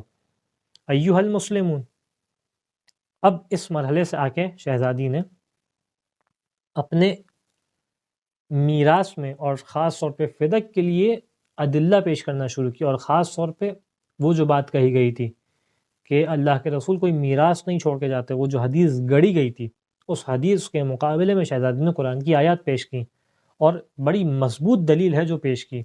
کس انداز میں؟ ایھا المسلمون اغلب علی ارثی، اے مسلمانوں، کیا میرا ارث، میری میراث مغلوب ہو جائے گی؟ کیا مغلوب ہو چکی ہے؟ کیا اس کو کوئی دیکھنے والا نہیں ہے؟ یبنا ابی قحافہ افی کتاب اللہ ان ترث اباکا ولا ارث ابی ولا عرث ابی، کہ اے ابن قحافہ، کہ کتاب خدا کے اندر یہ حکم بیان ہوا ہے کہ تم اپنے باپ کی میراث پاؤ لیکن میں اپنے باپ کی میراث نہ پاؤں؟ لقد جئت شیئا فریا، تم عظیم جھوٹ ہے جو تم لے کے آئے ہو، عظیم بدعت ہے جو تم نے ایجاد کی ہے۔ فعلی عمد ترکتم کتاب اللہ، کیا تم نے جان بوجھ کے کتاب خدا کو چھوڑ دیا ہے؟ وَنَبَذْتُمُوهُ وَرَاءَ ظُهُورِكُمْ، کہ تم نے جان بوجھ کے کتاب خدا کو پس پشت ڈال دیا ہے۔ اور اس موقع سے شہزادی نے، اس مرحلے سے شہزادی نے مختلف آیات کی تلاوت کی، جس میں بیان ہوا کس طریقے سے انبیاء بھی میراث رکھتے ہیں، اور مختلف میراث کے احکام بیان ہوئے۔ اذ یقول وورث سلیمان داؤدا، سورہ مبارکہ نمل آیت نمبر 16، کہ شہزادی نے ارشاد فرمایا کہ جناب سلیمان نے حضرت داؤد سے میراث پائی، پس یعنی تمہارا دعویٰ کیا ہے کہ انبیاء میراث نہیں چھوڑتے، تو ایک ایسی میراث کا ذکر ہے جو قرآن کر رہا ہے، تو پس جو حدیث آپ پیش کر رہے ہیں وہ میراث کے خلاف ہے۔ وقال فی مقتص من خبر یحییٰ ابن زکریا علیہ السلام اذ قال، اور جب جناب یحییٰ ابن زکریا کے قصے کو بیان کیا قرآن نے تو کس انداز میں کہا کہ فَحَبْ لِي مِن لَدُنْكَ وَلِيًّا يَرِثُنِي وَيَرِثُ مِنْ آلِ یعقوب، سورہ مبارکہ مریم آیت نمبر 5۔ کس انداز میں ارشاد ہوا کہ جب جناب زکریا دعا کر رہے تھے جناب یحییٰ کے لیے، تو کس انداز میں جناب زکریا نے دعا کی کہ اے پالنے والے، مجھے ایک ایسا ولی عطا فرما اپنی جانب سے کہ جو میری میراث کو بھی پائے اور آل یعقوب کی میراث کو بھی پائے۔ تو پس انبیاء اگر میراث نہیں چھوڑتے تو جناب زکریا کی یہ دعا کیسی ہے؟ پھر شہزادی نے ارشاد فرمایا وقال ایضا، اب یہاں سے ان آیات کی تلاوت کی کہ جن میں خداوند متعال مختلف اعتبار سے میراث کے احکام کو بیان کرتا ہے۔ یعنی پہلے یہ جواب ہو گیا کہ انبیاء بھی میراث چھوڑتے ہیں، پھر یہ جواب ہو گیا کہ میراث کس کے لیے ہوتی ہے۔ تو ارشاد ہوا سورہ مبارکہ انفال آیت نمبر 75، وَأُولُو الْأَرْحَامِ بَعْضُهُمْ أَوْلَىٰ بِبَعْضٍ فِي كِتَابِ اللَّهِ، اور جو اولو الارحام ہیں، رشتہ دار ہیں، ان میں بعض وہ ہیں جو بعض کی نسبت زیادہ رشتہ رکھتے ہیں۔ پھر ایک اور آیت کی تلاوت کی، وقالا یوصیکم اللہ فی اولادکم للذکر مثل حظ الانثیین، خداوند متعال تمہیں وصیت کرتا ہے تمہاری اولاد کے بارے میں کہ بیٹے کا حصہ جو ہے وہ بیٹی کے دگنے حصے کے برابر ہے، یعنی 2 بیٹیوں کے برابر ایک بیٹے کا حصہ ہے، سورہ مبارکہ نساء آیت نمبر 11۔ پھر شہزادی نے ایک اور آیت کی تلاوت کی، وقالا ان ترک خیرا الوصیۃ للوالدین والاقربین بالمعروف حقا علی المتقین، سورہ مبارکہ بقرہ آیت نمبر 180، کہ اگر تم کوئی مال چھوڑ جاتے ہو تو اس میں تمہیں وصیت کرنی چاہیے کہ اس کے لیے والدین کے لیے، اقربین کے لیے معروف کے ساتھ، معروف کے ذریعے سے، حقا علی المتقین، یہ متقین کے اوپر حق ہے جو اللہ نے قرار دیا۔ یعنی وہ عمومی آیت کے جو بیان کرتی ہیں کہ میراث اس طریقے سے منتقل ہوتی ہے رشتہ داروں میں، قرابت داروں میں۔ پھر شہزادی نے اس مرحلے سے بیان کیا وَزَعَمْتُمْ أَنْ لَا حَظْوَةَ لِي وَلَا إِرْثَ مِنْ أَبِي وَلَا رَحِمَ بَيْنَنَا، کیا تم یہ گمان کرتے ہو کہ میرے لیے کوئی حصہ نہیں ہے میرے باپ کی میراث میں سے، میری کوئی ارث نہیں ہے کہ میں اپنے باپ سے پاؤں، کیا میرے اور ہمارے درمیان کوئی رحم نہیں ہوتا؟ یعنی وہ تمام آیات جو بیان کر رہی ہیں کس انداز سے جو ہے وہ مختلف رحم کے لیے اللہ نے وصیت اور میراث کو قرار دیا ہے، کیا تو ہم بھی اس آیت کے اندر شامل ہیں یا نہیں ہیں؟ ہمارے بھی رشتہ داری ہے یا نہیں اللہ کے رسول سے؟ پھر مزید بیان کیا افا خصکم اللہ بآیتن کہ اللہ نے تمہیں کسی آیت سے مخصوص کیا ہے، اخرج ابی منہا صلی اللہ علیہ وآلہ وسلم، کہ جس سے میرے باپ محمد صلی اللہ علیہ وآلہ وسلم کو نکالا ہو، یعنی کوئی ایسا حکم ہے کہ اللہ نے تمہارے لیے خاص کیا ہو اور ان کو اس حکم سے نکال دیا ہو۔ ام هل تقولون ان اہل الملت لا يتوارثون، کہ تم لوگ یہ بات نہیں کہتے کہ اہل ملت جو ہے وہ آپس میں میراث پاتے ہیں۔ ابلست انا و ابی من ملت واحدہ، کیا میں اور میرے باپ ایک ملت سے نہیں ہیں؟ پھر شہزادی نے ارشاد فرمایا کہ ام انتم علم بخصوص القرآن وعمومہ من ابی وابن عمی، کیا تم میرے باپ صلی اللہ علیہ وآلہ وسلم اور میرے چچا زاد سے زیادہ قرآن کے عموم اور خصوص کو جانتے ہو، ان احکامات کو جانتے ہو کہ یہ حکم کس کے لیے ہے کس کے لیے نہیں ہے؟ کیا میرے باپ سے زیادہ جانتے ہو؟ کیا میرے چچا زاد سے زیادہ جانتے ہو کہ میرے باپ کے وہ جن کی زبان سے تم نے قرآن کو جانا، کیا ان سے زیادہ تم ان چیزوں کو علم رکھنے والے ہو؟ یہاں تک پھر مزید بیان کیا شہزادی نے کہ فدونکہا، پس تمہیں تنبیہ کرتی ہوں، کس کے بارے میں؟ ڈراتی ہوں کس کے بارے میں؟ فدق کے بارے میں۔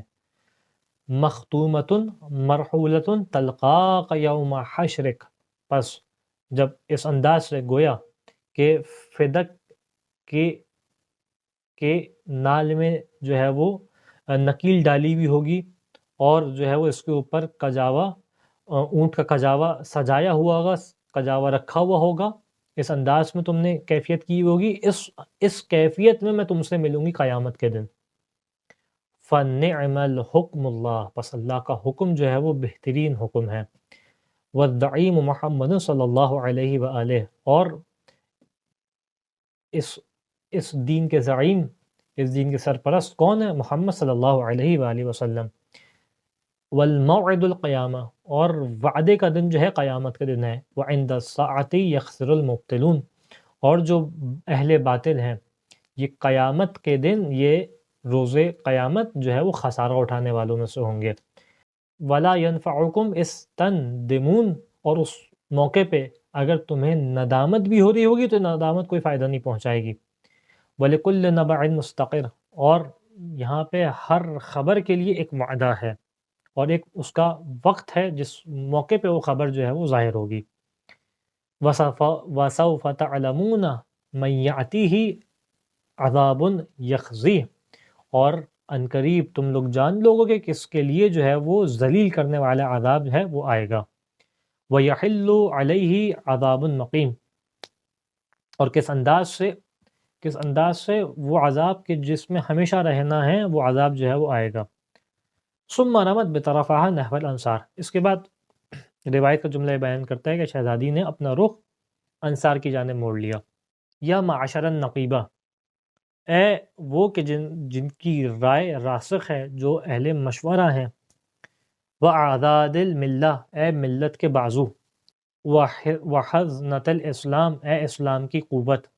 یہ شہزادی نے خطاب کس سے کری؟ انصار سے۔ ما هذه الغمیضہ فی حقی وسنۃ عن ظلامتی، یہ کیسی کمزوری ہے، یہ کیسی سستی ہے جو تم میرے حق میں دکھا رہے ہو، اور یہ کیسی اونگ ہے، یہ کیسی نیند ہے جو میرے ظلم کے مقابلے میں دکھا رہے ہو، یعنی میرے اوپر ظلم ہو رہا ہے اور تم اس انداز سے خاموش بیٹھے ہوئے ہو۔ اما کان رسول اللہ صلی اللہ علیہ وآلہ وسلم یقول المرء یحفظ فی ولدہ، کیا میرے بابا رسول خدا صلی اللہ علیہ وآلہ وسلم نے نہیں ارشاد فرمایا تھا کہ ہر شخص اپنی اولاد کی حفاظت کرتا ہے؟ یعنی کیا میں اولاد رسول نہیں ہوں؟ کیا تمہاری غیرت کا تقاضا نہیں ہے کہ جس چیز کی رسول حفاظت کرے تم بھی اس کی حفاظت کرو؟ یہ میرے اپنے الفاظ ہیں۔ سرعان ما احدثتم وعجلان ذا احالہ، پس تم نے کتنی جلدی مچائی ہے اپنے کاموں کو کرنے کے لیے، اور اس ڈرنے کے اندر تم نے کتنی جلدی مچائی ہے کہ یہ جو چیز میں تم سے طلب کر رہی ہوں، یہ جو چیز میں تم سے مانگ رہی ہوں، یہ ایسی چیز نہیں ہے جس کو تم نہیں دے سکتے، بلکہ یہ وہ چیز ہے کہ جس کے لیے تم طاقت بھی رکھتے ہو۔ وقوۃ علی ولکم طاقت بما احاول، جو چیز میرے ساتھ ہو رہی ہے، جس طریقے سے میرے ساتھ برتاؤ کیا جا رہا ہے، اس کے اوپر تم قدرت رکھتے ہو کہ اس کو روک سکو۔ وقوۃ علی ما اطلبو و اغذابلو، اور جس چیز کو میں مانگ رہی ہوں، بار بار تم سے طلب کر رہی ہوں، اس چیز کے اوپر بھی تم قدرت رکھتے ہو، طاقت رکھتے ہو، یعنی تم سے کوئی ایسا مطالبہ نہیں کیا جا رہا جس کو تم نہیں پورا کر سکتے۔ اس کے بعد شہزادی نے رسول کی مصیبت کی رحلت کی مصیبت کی جانب اشارہ کیا۔ اتقولون ما اتى محمد صلی اللہ علیہ وآلہ وسلم، کیا تم لوگ یہ کہتے ہو کہ رسول خدا وفات پا گئے، انتقال کر گیا؟ فخطب جلیل، پس یہ جو تم جملہ کہتے ہو کہ رسول کی وفات ہو گئی، یہ بات رسول کی وفات کا ہو جانا، یہ بڑی عظیم مصیبت ہے، یہ بڑا عظیم مرحلہ ہے، بڑی مشکل مصیبت ہے یہ۔ اور مرحلہ کیا ہے اس کا؟ وَاسْتَوْسَعَ وَحْنُهُ، بس رسول کے جانے کے سبب سے ایک کمزوری ہے امت کے اندر جو مزید کشادہ ہو گئی ہے، یعنی یہ جو کمزوری ہے، یہ جو شغاف پڑا ہے رسول کے جانے کے سبب سے، یہ اس مصیبت کے سبب سے ہے جس کہ اللہ کے رسول اس دنیا سے رخصت ہوئے ہیں۔ وَاسْتَنْحَرَا فَتْقُهُ، اور جو امت میں شغاف موجود تھا یہ مزید وسیع ہو چکا ہے۔ وَانْفَتَقَا رَتْقُهُ، اور جو امت کے درمیان وہ نقطہ موجود تھا کہ جہاں سے امت جدا ہو رہی تھی، وہ نقطہ جو ہے وہ مزید جو ہے وہ شغاف کی صورت اختیار کر گیا ہے۔ وَأَظْلَمَتِ الْأَرْضُ لِغَيْبَتِهِ، اللہ کے رسول کے جانے کے سبب سے زمین ہے جس کے اوپر ظلمت طاری ہو گئی ہے۔ وَقُصِفَتِ الشَّمْسُ وَالْقَمَرُ، اور چاند اور سورج کو گرہن لگ گئے، یعنی ان کی روشنی بھی ماند پڑ گئی ہے۔ یہ اللہ کے رسول کے جانے کے سبب سے ہوا ہے۔ کہ وَانْتَصَرَتْ النُّجُومُ لِمُصِیبَتِهِ، یہ اتنی عظیم مصیبت ہے اللہ کے رسول کی کہ اس اللہ کے رسول کے جانے کے سبب سے ستارے ہیں جو بکھر گئے ہیں۔ وَأَكَّدَتْ الْآمَالُ، اور امیدیں مغلوب ہو گئی ہیں۔ وَخَشَعَتِ الْجِبَالُ، یہاں تک نتیجہ یہ ہوا کہ پہاڑ بھی ریزہ ریزہ ہو گئے۔ اللہ کے رسول کے جانے کا اثر یہ ہے، یعنی وہ افراد کے جو مضبوط ترین صبر رکھتے ہوں وہ بھی اللہ کے اس مصیبت میں آ کے ٹوٹ جائیں گے۔ یہ اتنی عظیم مصیبت ہے اللہ کے رسول کا جانا۔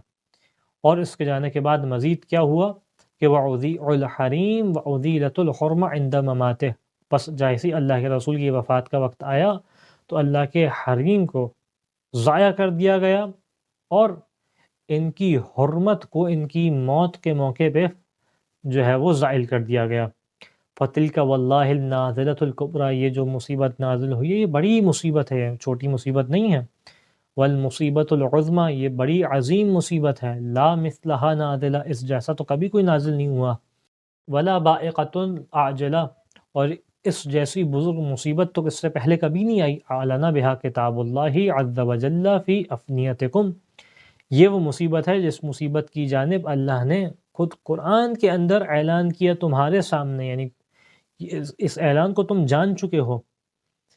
فی مماسکم و مذبحکم، صبح و شام تمہارے سامنے یہ اعلان اللہ نے قرآن کے ذریعے سے کیا۔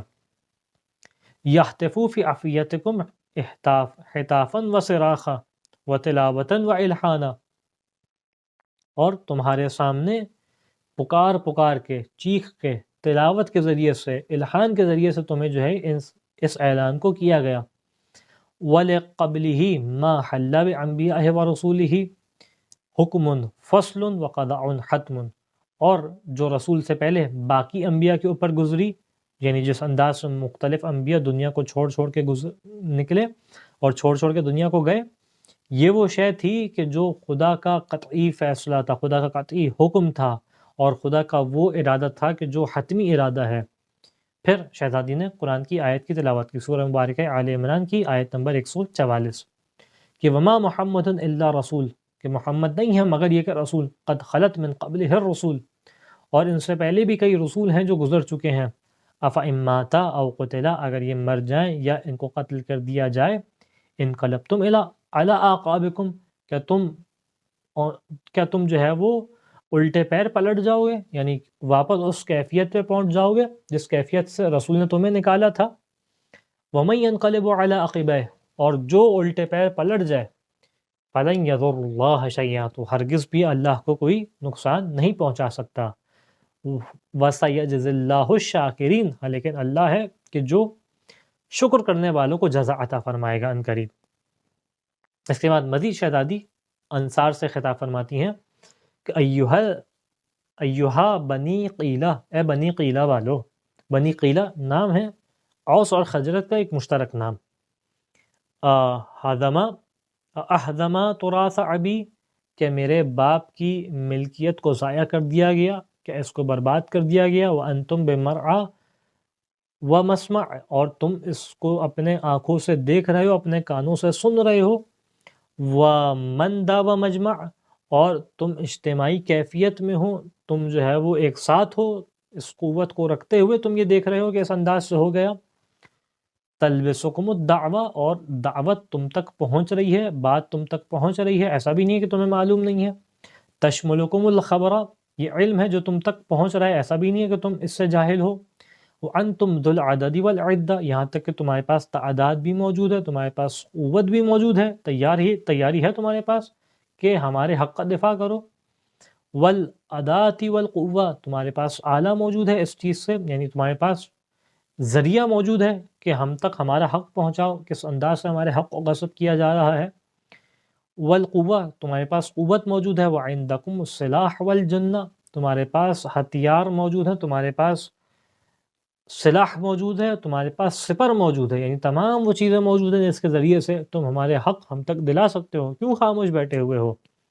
توافیکم الدعوہ فلا یجیبون، دعوت ہے جو تم تک پہنچ رہی ہے لیکن تم اس کے اوپر لبیک نہیں کہہ رہے. یہ بات تم تک پہنچی لیکن تم اس کا جواب نہیں دے رہے. وَتَأْتِيكُمُ الصَّرْخَ فَلَا تَغِيثُونَ، یہاں تک کہ آواز ہے جو تم تک پہنچ رہی ہے لیکن تم اس آواز کا جواب نہیں دے رہے. کہ وَأَنْتُمْ مَوْصُوفُونَ بِالْكِفَاحِ، تم تو وہ لوگ تھے، اب ان کی غیرت کو اجاگر کر رہی ہیں، غیرت کو زندہ کر رہی ہیں، کہ تم تو وہ لوگ تھے کہ جو بغیر سپاہ کے جنگ کرنے والے تھے. تمہاری تو یہ صفات معروف تھیں. معروفین بالخیر والصلاح، تم لوگ تو اچھائی اور خیر کے اندر معروف تھے. والنجبۃ التی انتجبت، تم تو وہ گروہ تھے کہ جس کا انتخاب کیا گیا تھا، چنیدہ گروہ تھے تم لوگ. والخیرۃ التی اختیرت لنا اہل البیت، تم تو وہ چنیدہ افراد تھے جن کو ہم اہل بیت کے لیے چنا گیا تھا. قاتلتم العرب، تم نے عرب سے جنگ کی تھی، تم عرب سے جنگ کرنے والے تھے. وتحملتم الکدہ والتعب، تم بڑی تیزی کے ساتھ جو ہے وہ اس کے اندر سرعت کو لینے والے تھے، سرعت کے ساتھ حملہ کرنے والے تھے. تم لوگ تو اس معاملے میں پریشانیوں کو اور تعب کو اٹھانے والے تھے. ناتحتم الامم، تمہاری کیفیت کیا تھی کہ تم آ کے ڈٹ جاتے تھے امتوں کے مقابلے میں، آ کے ان سے ٹکر جاتے تھے، مقابلہ کرتے تھے. وکافحتم البہم، اور شجاع ترین افراد کا تم آ کے سامنا کرتے تھے. لا نبرحو او تبرحون، نہ ہم اپنے قدم ہٹاتے تھے نہ تم اپنے قدم ہٹاتے تھے، یعنی نہ ہم زائل ہوتے تھے نہ تم زائل ہوتے تھے. نأمرکم فتأتمرون، ہم تمہیں حکم دیا کرتے تھے، تم اس حکم کی اطاعت کیا کرتے تھے. حتی اذا دارت بنا رحی الاسلام، یہاں تک کہ اسلام کی چکی ہمارے گرد گھومنے لگی، یعنی تم تو اس فضیلت کے حامل تھے، اب تمہیں کیا ہو گیا. وَدَرَّ حَلْبَ الْأَيَّامِ، یہاں تک کہ بہترین ایام آ گئے، اپنی جو خیر و برکت تھی ایام کی وہ ظاہر ہونے لگی. وَخَدَعَتْ ثَغْرَةُ الشِّرْقِ، یہاں تک کہ جو کفر کا سینہ تھا اس کو ہم نے مٹی سے ملا دیا. اس انداز سے تمہاری کیفیت ہو گئی تھی، اس انداز سے تم نے اہل کفر کو شکست دی تھی. وَسَقَطَتْ فَوْرَةُ الْإِفْقِ، یہاں تک کہ جھوٹ کی آواز دبا دی گئی تھی. وَخُدِمَتْ نِيرَانُ الْكُفْرِ، اور کفر کی آنکھ کو بجھا دیا گیا تھا، یعنی تم اس طریقے سے تم نے یہ سارے کام کیے. وَهُدِعَتْ دَعْوَةُ الْحَرْبِ، یہاں تک کہ ہنگامے کی آواز کو بجھا دیا گیا، دبا دیا گیا، ساکن کر دیا گیا. وَاسْتَوْسَقَ نظام الدین، اور دین کا نظام جو ہے وہ اس انداز سے منظم ہو گیا. فَأَنَّا حَرْتُمْ بَعْدَ الْبَيَانِ، بس تم لوگ کہاں چلے گئے ہو، کس انداز سے تم لوگ جو ہے وہ تحیر کا شکار ہو گئے ہو کہ اس چیز کے بعد کہ تمہارے لیے بیان واضح ہو گیا تھا، تمہارے لیے حق واضح ہو گیا تھا. أَأَسْرَرْتُمْ بَعْدَ الْإِعْلَانِ، کیا تم لوگ چھپ گئے ہو اور راز میں چلے ہو اس چیز کے بعد کہ تم تک یہ اعلان واضح طور پہ پہنچ گیا. وَنَقَصْتُمْ بَعْدَ الْإِقْدَامِ، کیا تم نے جو ہے وہ قدم اٹھانے کے بعد واپس رجوع کر لیا ہے. أَشْرَكْتُمْ بَعْدَ الْإِيمَانِ، کیا تم نے ایمان کے بعد شرک کیا ہے۔ پھر شہزادی نے بیان کیا اب دیکھو جو تمہاری حالت ہے کتنی خراب حالت ہے، یہ تو تمہاری کیفیت تھی، لیکن اب تمہاری حالت کیا ہے؟ بوسن لقوم نقضوا ایمانہم من بعد عہدہم، کتنی بربادی ہے اس قوم کے لیے کہ جو ایمان لانے کے بعد واپس ایمان کو توڑ دے اور شرک کی جانب گویا چلی جائے۔ وَحَمُّوا بِإِخْرَاجِ الرَّسُولِ وَهُمْ بَدَأُكُمْ أَوَّلَ مَرَّةٍ، اور کتنی بربادی ہے اس قوم کے لیے جو رسول کو اپنے گروہ سے نکالنے کے ارادہ کر لیں۔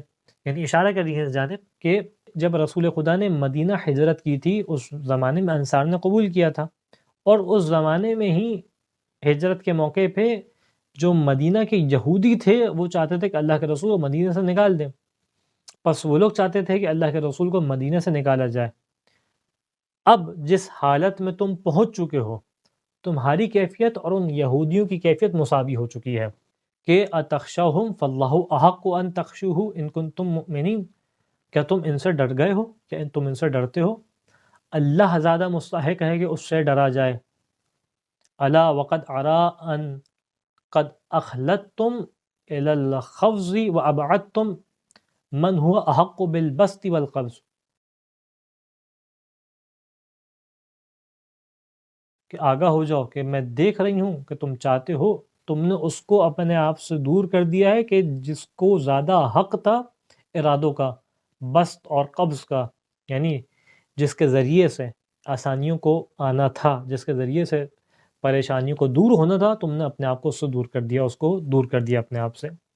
وَخَلَوْتُمْ بِالدَّعَةِ وَنَجَوْتُمْ بِالضَّيْقِ مِنَ السِّعَةِ، یہاں تک کہ تم جو ہے وہ سکون کی جانب تو گئے ہو، لیکن تم آسانی سے مشکل کی جانب آ گئے ہو، یعنی اب تمہارے لیے مشکلات ہیں، اب آسانیاں نہیں ہیں۔ اس کے بعد فَجَمَمْتُمْ مَا وَعِيتُمْ، پس جس چیز کو تم نے جمع کیا تھا اس کو منہ سے نگل دیا، یعنی اس پانی کو، یعنی ایمان کو، جس طریقے سے تم نے اپنے اندر رکھا تھا اس کو بعد میں منہ سے نکال دیا۔ وَدَسَعْتُمْ الَّذِي تَصَوَّقْتُمْ، اور جس چیز کو تم نے اپنے اندر بڑی آسانی سے نگلا تھا اس کو واپس اگل دیا، یعنی وہ جو ایمان تمہاری اندر چلا گیا تھا تم نے اب اس موقع پہ آ کے اس ایمان کو اپنے وجود سے باہر نکال دیا۔ ان تکفروا انتم ومن فی الارض جميعا فان اللہ غنی حمید، پس اگر تم شرک کرتے ہو اور کائنات میں جو کچھ ہے وہ شرک کرتا ہے تو اللہ جو ہے وہ اللہ غنی بھی ہے، بے نیاز بھی ہے اور صاحب حمد بھی ہے۔ اس کے بعد شہزادی بیان کرتی ہیں الا وقد قلت ما قلت هذا على معرفة مني بالخذلة التي خامرتكم، آگاہ ہو جاؤ کہ تمام باتیں جو میں کہہ رہی ہوں، یہ تمام گفتگو جو میں نے کی ہے، یہ اس بات کو جانتے ہوئے کی ہے کہ تم لوگوں نے نصرت سے پیچھے ہٹنے کا ارادہ کر لیا ہے، اور اس انداز سے نصرت سے پیچھے ہٹے ہو کہ اب یہ بات گویا تمہارے روح و جسم کے اندر ملحق ہو گئی ہے، تمہارے مزاج کے اندر داخل ہو گئی ہے۔ وَالْغَدْرَةِ الَّتِي اسْتَشْعَرَتْهَا قُلُوبُكُمْ، اور تم نے جو ہمیں چھوڑا ہے وہ اس انداز سے چھوڑا ہے کہ تمہارے دلوں کا شعار یہ بن گیا ہے کہ ہمیں چھوڑ دیا جائے۔ یعنی یہ تمام چیزیں میں جانتی ہوں کہ اب میرے اپنے الفاظ ہیں کہ یہ تمام چیزیں میں جانتی ہوں کہ اس چیزوں سے، یہ تمام گفتگو سے تمہارے اوپر کوئی اثر ہونے والا نہیں ہے، لیکن پھر یہ بات کیوں کر رہی ہوں؟ وَلَكِنَّهَا فَيْضَةُ النَّفْسِ، یہ وہ بہاؤ ہے، یہ وہ سمندر ہے کہ جو نفس کے اندر موجود ہے اس وقت، جو بہہ کے سامنے آ رہا ہے۔ وَنَفَثَةُ الْغَيْظِ، یہ غم کی اور انتہائی غصے کی آہ ہے جو نکل رہی ہے۔ وَخَوَرَ الْقَنَاعِ، یہاں تک یہ وہ چیز ہے کہ گویا صبر کا پیمانہ اس مرحلے پہ آ کے اب لبریز ہو رہا ہے جو یہ باتیں تمہارے سامنے بیان کر رہی ہوں۔ وَبَثَّةُ الصَّدْرِ، یہاں تک کہ جو سینے کا غصہ ہے وہ اب اس موقع پہ آ کے آشکار ہو رہا ہے۔ وَتَقْدِمَتِ الْحُجَّةِ، یہ چیزیں، یہ تمام باتیں اب میں کیوں کر رہی ہوں؟ اس خاطر ہے کہ اتمام حجت ہو سکے۔ فَدُونَكُمُوهَا فَاحْتَقِبُوهَا دُبْرَةَ الظُّهْرِ، پس اس فدق کے معاملے میں پیچھے نہ ہٹو، اس کے معاملے میں شدید ہو جاؤ، اس کے معاملے میں روگردانی نہ کرو، اور گویا جس طریقے سے سواری کے اوپر جو ہے وہ اس کے پیٹ سے نعل کو اور سواری کی شے کو باندھا جاتا ہے جس سے جو ہے وہ سواری کے اوپر قابو آ سکے، اس انداز سے جو ہے وہ اس کے اوپر تم بھی ملحق ہو جاؤ، اس انداز سے، اس طریقے سے اس کو کس لو، اس کی پشت کے پیچھے، نقبت الخلف، یہاں تک کہ باقیت العار، کہ جو کمزور قدم ہوتے ہیں، جو لرزنے والے قدم ہوتے ہیں، اس کے اندر ہمیشہ عار موجود ہوتی ہے، وہ ہمیشہ شرم ہمیشہ اس کے لیے باقی ہوتی ہے، موسومۃ بغضب اللہ، یہاں تک کہ یہ داغدار ہو جاتا ہے اللہ کے غضب سے جب بھی کوئی اس طریقے کا کام کرتا ہے، وشنار العبد، یہاں تک کہ یہ عار، یہ داغ جو ہے وہ ہمیشہ رہنے والا ہوتا ہے، موصولۃ بنار اللہ الموقدہ التی تطلع علی الافئدہ، اور یہ جو کام کرنے والا ہوتا ہے اس کا پلٹاؤ کہاں پہ ہے؟ یہ اس جانب پلٹتا ہے کہ جہاں پہ آتش جہنم ہو، وہ آگ کہ جو سینوں کے اندر جل رہی ہوگی، جس طریقے سے قرآن کی آیت کے اندر یہ ارشاد ہوا، فَبِعَيْنِ اللَّهِ مَا تَفْعَلُونَ، پس تم اللہ کی نگاہوں کے سامنے تمام کام کر رہے ہو، یعنی اللہ کی نگاہ تمہارے اوپر ہے، وَسَيَعْلَمُ الَّذِينَ ظَلَمُوا أَيَّ مُنقَلَبٍ يَنقَلِبُونَ، پس عنقریب وہ لوگ کہ جو ظلم کرنے والے ہیں جان لیں گے کہ پلٹنے والوں کو کہاں پلٹایا جائے گا، وہ کہاں پلٹ کے جائیں گے، وَأَنَا ابْنَةُ نَذِيرٍ لَكُمْ بَيْنَ يَدَيْ عَذَابٍ شَدِيدٍ، اور میں اس کی بیٹی ہوں کہ جو تمہارے سامنے شدید عذاب سے ڈرانے والا تھا، فَعْلَمُوا إِنَّا عَامِلُونَ، پس یہ بات تم جان لو کہ ہم وہ ہیں جو عمل کرنے والے ہیں، وَانْتَظِرُوا إِنَّا مُنْتَظِرُونَ، پس تم بھی انتظار کرو، ہم بھی انتظار کرنے والے ہیں، یعنی گویا وہ وقت آئے گا جب خدا ہمارے اور تمہارے درمیان فیصلہ کرے گا۔ یہاں تک روایت بیان کرتی ہے کہ جب شہزادی اس مرحلے تک پہنچی تو گویا روایت کے انداز سے محسوس ایسا ہوتا ہے کہ اب ایسا محسوس ہوتا تھا کہ سامنے والے اس بات کو محسوس کر رہا تھا کہ معاملہ ہاتھ سے نکل رہا ہے، اور اگر شہزادی اس انداز سے گفتگو فرماتی رہیں تو معاملہ بالکل ہاتھ سے نکل جائے گا، لہٰذا فوراً آگے بڑھ کے اس نے گفتگو کی، وقال یا بنت رسول اللہ، اور بڑے سیاسی انداز میں، بڑے اس انداز میں کہ گفتگو کے ذریعے سے کچھ ایسا کرے کہ معاملے کو ٹھنڈا کر سکے، جبکہ کوئی تمام گفتگو اور فعل کے اندر بالکل واضح تضاد دکھائی دیتا ہے، کہنے لگا کیا کہ یا بنت رسول اللہ، اب نام روایت کے اندر موجود ہے لیکن میں بیان نہیں کر سکتا، یا بنت رسول اللہ لقد کانا ابوکی صلی اللہ علیہ وآلہ وسلم بالمؤمنین عطوفا کریما، کہ اے بنت رسول خدا، آپ کے بابا مومنین کے اوپر صاحب کرم تھے، نرم رویہ رکھنے والے تھے، ورعوفا رحیما، رعوف تھے، رحیم تھے، وعلی الکافرین عذابا علیما وعقابا عظیما، اور کافرین کے اوپر عذاب علیم ڈھانے والے اور عظیم عقاب دینے والے تھے، ان غضوناها وجدناها اباک دون النساء واخا الفق دون الاخلاء، اور اگر ہم تلاش کرنا چاہیں، نسبت ان کی دیکھنا چاہیں تو ہمیں اس بات کا اقرار کرتے ہیں کہ یہ آپ کے بابا ہیں فقط باقی عورتوں کو چھوڑ کے، اور آپ کے شوہر کے بھائی ہیں باقی مردوں کو چھوڑ کے، باقی تمام دوستوں کو چھوڑ کے، آثرہ علی کل حمیم، تمام انسانوں کے نزدیک ان کو جو ہے ترجیح دی، کم از کم اس بات کا انہوں نے خود اقرار کیا، وساعدہ فی کل امر جسیم، اور تمام عظیم امر کے اندر جو ہے وہ ان کی مساعدت کی، ان کی مدد کی، لا یحبکم الا سعید ولا یبغضکم الا شقی بعید، آپ سے محبت نہیں رکھتا مگر یہ کہ سعید، آپ سے بغض نہیں رکھتا مگر یہ کہ شقی ہو، بعید ہو،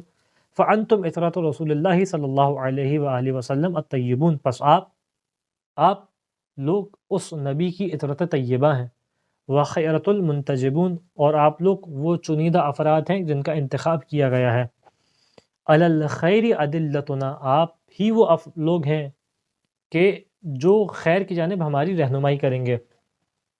یہ تمام باتیں وہ ہیں کہ جو سیاسی طور پہ کہی جا رہی ہیں، واضح ہے کہ اگر خیر پہ یہ ان کی اتباع کرنی ہے تو آئیے اتباع کیجیے، ان کی بات مانیے، جو مطالبہ کرنی ہے اس کو پورا کیجیے، لیکن نہیں، اس کا مطلب یہ ہے کہ دل میں کوٹ موجود ہے۔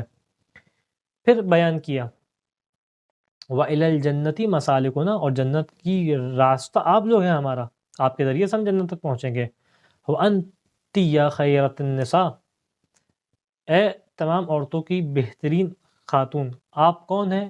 ابنتو خیر الانبیاء، آپ تمام انبیاء میں سے تمام انبیاء کی میں جو سب سے بہترین نبی تھے ان کی بیٹی ہیں. صادقتن فی قولک سابقتن فی وفور عقلک، آپ قول میں سچی ہیں، آپ اگر سچی تھی تو گواہ کیوں مانگے؟ یعنی خود اس کا مطلب یہ ہے کہ یہ بس دکھاوے کے جملے ہیں. سابقتن فی وفور عقلک، عقل کے اندر آپ سبقت رکھنے والی، اگر عقل کے اندر سبقت رکھنے والی تو ان کی دلیل مان لیجئے. اس کا مطلب ہے کہ سب دکھاوا چل رہا ہے. غیر مردودتن فی عقل فی حقک، آپ کو آپ کے حق سے جدا نہیں کیا جا رہا. ولا مسدودتن عن صدقک، اور نہ آپ کی سچائی کو جو ہے وہ بند کیا جا رہا ہے. سعد واللہ ما عدوت رأی رسول اللہ، اور اللہ کی قسم میں، اب یہ شخص کہہ رہے ہیں کہنے والے، کہ میں اللہ کے رسول کی رائے کے خلاف نہیں گیا.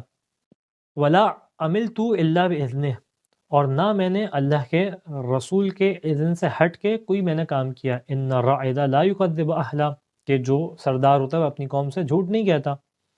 یہ دعوے اس زمانے سے موجود ہیں. وانی اشہد اللہ وکفا بہ شہیدا، اور میں اللہ کو گواہ قرار دیتا ہوں، میں گواہی دیتا ہوں اللہ کی، اور اللہ ہی گواہی کے لیے کافی ہے. انی سمعت رسول اللہ صلی اللہ علیہ وآلہ وسلم، کہ میں نے اللہ کے رسول سے یہ حدیث سنی ہے. جس حدیث کو شہزادی نے ابھی رد کیا ہے، پھر اس حدیث کو پیش کیا جا رہا ہے. کس انداز میں پیش کیا؟ کہ کہتے ہیں کہ میں نے اللہ کے رسول سے کیا سنا؟ نحنو معاشر الانبیاء لا نورث ذهبا ولا فضة ولا دارا ولا عقارا انما نورث الکتاب والحکمہ والعلم والنبوہ، کہ ہم گروہ انبیاء نہ سونا چھوڑ کے جاتے ہیں، نہ چاندی چھوڑ کے جاتے ہیں، نہ گھر چھوڑ کے جاتے ہیں، نہ زمین چھوڑ کے جاتے ہیں میراث میں، بلکہ ہم میراث میں صرف کتاب اور حکمت اور علم اور نبوت چھوڑ کے جاتے ہیں. ابھی شہزادی نے تمام ان آیات اور روایات کو پیش کیا، آیات کو پیش کیا، اور دلیل ادلہ کو بھی پیش کیا. پھر بیان کرتے ہیں کہ میں نے اللہ کے رسول سے سنا، یہ کہتے ہیں وما کان لنا من طعنۃ فلولی الامر بعدنا ان یحکم فیہ بحکمہ، اور ہمارے اندر کہتے ہیں انبیاء، یعنی یہ اللہ کے رسول سے نقل کر رہے ہیں کہ ہمارے لیے کوئی لالچ نہیں ہے، پس جو ہمارے بعد ولی امر ہے وہ ہمارے ان چیزوں کے اندر آ کے فیصلہ کرے. اور اس روایت کے راوی فقط خود یہی ہیں، یعنی مدعی بھی خود ہیں اور منصف بھی خود بنے ہوئے ہیں. وقد جعلنا ما حاولته فی القراء والصلاح، پس جو چیز میں نے حاصل کی ہے میں اس کو، بھیڑ بکریاں جو بھی چیزیں ہیں ان سب کو، صلہ جو اللہ کے رسول کی میراث سے ملا ہے، ان تمام چیزوں کے ذریعے سے کیا کام کیا جائے گا؟ یقاتل بها المسلمون ویجاہد الکافرون، ان کے ذریعے سے قتال کریں گے، ان کے ذریعے سے جہاد کریں گے. ویجادلون المردۃ الفجار، ان کے ذریعے سے جو ہے وہ فاجروں سے جدال کیا جائے گا. ذالک باجماع من المسلمین، اور یہ وہ کام ہے کہ جو مسلمانوں کی نگاہ کے سامنے ہوگا، مسلمانوں کی اجماع سے ہوا ہے. یعنی شہزادی موجود ہے، اللہ کے رسول کی بیٹی موجود ہے، اس بات کا انکار کر رہی ہے کہ جو آپ دعویٰ کر رہے ہیں. بنی ہاشم اس بات کا انکار کر رہے ہیں، مولا کائنات اس بات کا انکار کر رہے ہیں، ابن عباس حبل امت اس بات کا انکار کر رہے ہیں، اور آپ آ کے کہہ رہے ہیں کیا چیز؟ کہ اس کے اوپر اجماع ہو گیا. کیسے اجماع ہو گیا جب اتنے سارے منکرین موجود ہیں اس بات کے اوپر؟ یہ عجیب واقع منطق ہے. لم انفرد بھی وحدی، میں اکیلا نہیں ہوں اس چیز کے اندر. ولم استبد بھی بما کان رأی عندی، اور یہ جو میں نے رائے قائم کی ہے یہ میری کوئی جدید میری جانب سے نہیں ہے. وَحَادَ حَالِي وَمَالِي هِيَ لَكِ بَيْنَ يَدَيْكَ، یہ میرا حال ہے، یہ میرا مال ہے، یہ آپ کے سامنے ہے. لا نزوی عنکی، پس یہ آپ سے زائل نہیں ہوا، یعنی یہ تمام موجود ہے. وَأَنْتِ سَيَّدُتُ أُمَّتِ أَبِيكَ، اور آپ اپنی بابا کی امت کی سردار ہیں. وَالشَّجَرَةُ الطَّيِّبَةُ لِنَبِيِّكَ، آپ نبی کے لیے شجرہ طیبہ ہیں. لا ندفع ما لک من فضلک، اور آپ کا جو فضل ہے ہم آپ کو اس سے جدا نہیں کریں گے. ولا نودع من فرعک و اصلک، اور نہ ہی آپ کو آپ کی اصل اور فرع سے جدا کیا جائے گا. حکم کی نافذ فیما ملکت یدی، پر لیکن جس چیز کے اوپر میری ملکیت ہے، جس چیز کے اوپر میری قدرت ہے، اس چیز میں آپ کا حکم نافذ ہو پائے گا. فہل ترینا انی اخالف فی ذاک آباک صلی اللہ علیہ وآلہ وسلم، کہ آپ یہ چاہتی ہیں کہ میں آپ کے بابا کی مخالفت کروں؟ اس انداز سے جو ہے وہ شہزادی سے یہ کلام کرنے لگا۔ اب شہزادی نے اس کا جواب دیا، فقالت علیہ السلام سبحان اللہ ما کان عبی رسول اللہ صلی اللہ علیہ وآلہ وسلم ان کتاب اللہ صادفہ ولاحکامہ مخالفہ، کہتی سبحان اللہ، میرے بابا محمد صلی اللہ علیہ وآلہ وسلم کتاب خدا سے روگردانی کرنے والے نہیں تھے، یعنی تم کیسی حدیث پیش کر رہے ہو، وہ حدیث کے جو قرآن کے مخالف ہو اور نہ ہی احکام الہی کے مخالف تھے، یعنی ایسا ہو ہی نہیں سکتا کوئی ایسی بات کہیں جو کتاب خدا سے ہٹ کے ہو، جو کتاب خدا کے مخالف ہو، کتاب خدا کے بیان کردہ احکام کے۔ بلکانہ یتبع اثرہ، بلکہ یہ تو کتاب خدا کی پیروی کرنے والے تھے، یفتقی سورہ، اس کی صورتوں کی اتباع کرنے والے تھے، افا تجمعون الی الغدر، کیا تم لوگوں نے خیانت کے اوپر اجماع کر لیا ہے، یعنی یہ بھی کوئی اجماع ہے کہ خیانت کے اوپر اجماع ہو جائے، اعتلالا علیہ بالزور والبہتان، کہ تم لوگ خیانت کی خاطر اور رسول سے جھوٹ بول رہے ہو، رسول کی جانب جھوٹ کو منسوب کر رہے ہو اور بہتان لگا رہے ہو رسول کے اوپر، ھذا بعد وفاتی، اور یہ تم لوگ کام جب کر رہے ہو کہ جب اللہ کے رسول کی وفات ہو چکی ہے، شبیہ ما بقی لہ من الغوائل فی حیاتی، یہ بالکل اس جیسا کام ہے کہ جو اللہ کے رسول کی زندگی میں اہل فساد اور اہل ہلاک ہونے والے افراد اللہ کے رسول کی زندگی میں کیا کرتے تھے، وہ فساد پھیلانے کی خاطر کام کرتے تھے، تم اللہ کے رسول کی زندگی کی بات کر رہے ہو، دونوں میں کوئی فرق نہیں ہے۔ ھذا کتاب اللہ حکماً عدلا، یہ اللہ کی کتاب ہے کہ جس کا حکم ہے جو عادلانہ حکم ہے، ناطقاً فصلاً، یہ بولنے والی ہے، فیصلہ کرنے والی ہے، یقولو، یہ کہہ رہی ہے، یرثنی ویرث من آل یعقوب، جناب زکریہ کا قول کہ ایسا بیٹا نصیب فرما، ایسا ولی نصیب فرما کہ جو میرا مجھ سے میراث پائے اور آل یعقوب کی میراث پائے۔ تو جب یہ تمام آیات موجود ہیں، پھر شہزادی نے پھر سے اس آیت کی تلاوت کی، وَوَرِثَ سُلَيْمَانُ دَاؤُدَ، جناب سلیمان نے جناب داؤد سے میراث پائی، تم آ کے میراث انبیاء کا انکار کر رہے ہو، تو یہ تمام میراث جو قرآن نے بیان کیے یہ کس کے لیے ہے؟ پھر بیان کیا، فَبَيَّنَ اللَّهُ عَزَّ وَجَلَّ فِي مَا وَدَّعَ مِنَ الْأَقْسَاط، اور اللہ نے کس طریقے سے تقسیم کیا جائے اس کے احکامات کو بھی بیان کیا ہے، واضح طور پہ بیان ہے قرآن کے اندر، وَشَرَعَ مِنَ الْفَرَائِضِ وَالْمِيرَاثِ، اور اپنے واجب چیزوں کو اور میراث کے احکام کو شریعت کے طور پہ بیان کیا، وَأَبَاحَ مِنْ حَظِّ الذَّكَرَانِ وَالْإِنَاثِ، اور بیٹیوں اور بیٹے کے حصے کو مباح قرار دیا، میں رسول کی بیٹیوں کو یہ کہنا چاہتی ہیں، ما اضاحوا به علت المفترین، اور یہ جو چیز قرآن نے بیان کی ہے اس کو اہل باطل کی علتیں، اہل باطل کی باتیں، اہل باطل کی تعویلات اس کو خراب کرنے والی نہیں ہے، یہ قرآن کا حتمی فیصلہ ہے۔ وَعَدَالُ التَّظَنِّ وَالشُّبْہَاتِ فِي الْغَابِرِينَ، اور یہ اہل کفر کے اور قرآن سے دور اختیار کرنے والوں کے، گمراہ لوگوں کے خیالات اور ان کے شبہات اس قرآن کے حکم کو باطل کرنے والے نہیں ہیں۔ لکم انفسکم امر فصبر جمیل واللہ مستعان علی ما تصفون، پس یہ امر، یہ حکم تم اپنی جانب سے لے کے آئے ہو، ہم جو ہے وہ صبر جمیل کریں گے اور اللہ سے اس چیز کے اوپر مدد حاصل کریں گے کہ ما تصفون، کہ جو کام تم کر رہے ہو۔ پس روایت بیان کرتی ہے کہ اس شخص نے پھر سے کہا کہ صدق اللہ و صدق رسولہ، اللہ نے بھی سچ کہا، اللہ کے رسول نے بھی سچ کہا، وصدقت ابنتہ، اور اللہ کے رسول کی بیٹی نے بھی سچ کہا۔ اگر سچ مان رہے ہیں تو کیوں بات قبول نہیں کر رہے ہیں؟ یعنی ایک جانب کہہ رہے ہیں سچ ہے لیکن ایک جانب بات قبول نہیں کر رہے ہیں۔ پھر بیان کیا، انتی معدن الحکمہ و موطن الہدی والرحمہ، کہ آپ حکمت کا منبع ہیں، آپ وہ ہیں کہ جہاں سے ہدایت آنی ہے، رحمت آنی ہے۔ رکن الدین، دیکھیں یہ وہ افراد تھے گویا کہ جو اس بات کو جانتے تھے کہ اہل بیت علیہم السلام سے ہی علم حاصل ہونا ہے، یہی معدن رحمت ہے، ہدایت کا یہی مقام ہے، لیکن پھر بھی مخالفت کر رہے تھے، یعنی جانتے بوجھتے مخالفت ہو رہی تھی۔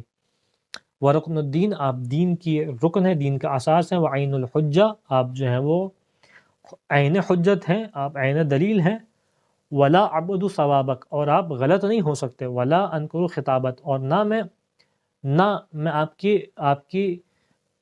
کی بات کو انکار کر رہا ہوں، ہؤلاء مسلمون بینی و بینک، یہ مسلمان ہیں جو میرے اور آپ کے درمیان موجود ہیں، باتفاق منہ اخذت ما اخذت، ان کے اتفاق کے ذریعے سے، یعنی جس چیز کے اوپر ان کا اتفاق تھا، اجماع تھا، اس کے ذریعے سے میں نے اس چیز کو لیا جس چیز کو میں نے لیا ہے، غیر مقابر ولا مستبعد ولا مستعثر وهم بذلك شہود، کہ میں اس موقع پہ آ کے مقابلہ نہیں کر رہا، مجادلہ نہیں کر رہا، حق سے دوری اختیار نہیں کر رہا، یہ تمام باتیں وہ ان کی نگاہوں کے سامنے ہیں۔ پھر شہزادی نے اس بات کا جواب دیا، اور اس موقع پہ مسلمانوں کی جانب، یعنی دلیل تمام ہو چکی ہے شہزادی کی، اپنی دلیل واضح طریقے سے بیان کر چکی ہیں، لیکن اب سامنے والا قبول نہیں کر رہا، لہٰذا مسلمانوں کی جانب خطاب کیا، اور اس کی ایک ہی دلیل ہے کہ اجماع امت ہے، تو اب مسلمانوں کی جانب خطاب کر کے فرمایا، معاشر المسلمین المسرعۃ الی قیل الباطل، اے مسلمانوں، اے گروہ مسلم کہ جو قول باطل کی جانب بہت تیزی سے گئے ہیں، المقضیۃ علی الفعل الخاسر، جنہوں نے اس فعل سے چشم پوشی کی ہے کہ جو بہت قبیح فعل ہے، یعنی تم اس کے خلاف نہیں بول رہے، افلا یتدبرون القرآن عام علی قلوبہم اقفالها، کیا قرآن کے اندر یہ غور و فکر نہیں کرتے یا ان کے دلوں پہ آ کے مہر لگ گیا ہے، کلا بل ران علی قلوبہم، یقیناً کہ ان کے دلوں کے اوپر جو ہے وہ زنگ پڑ چکا ہے،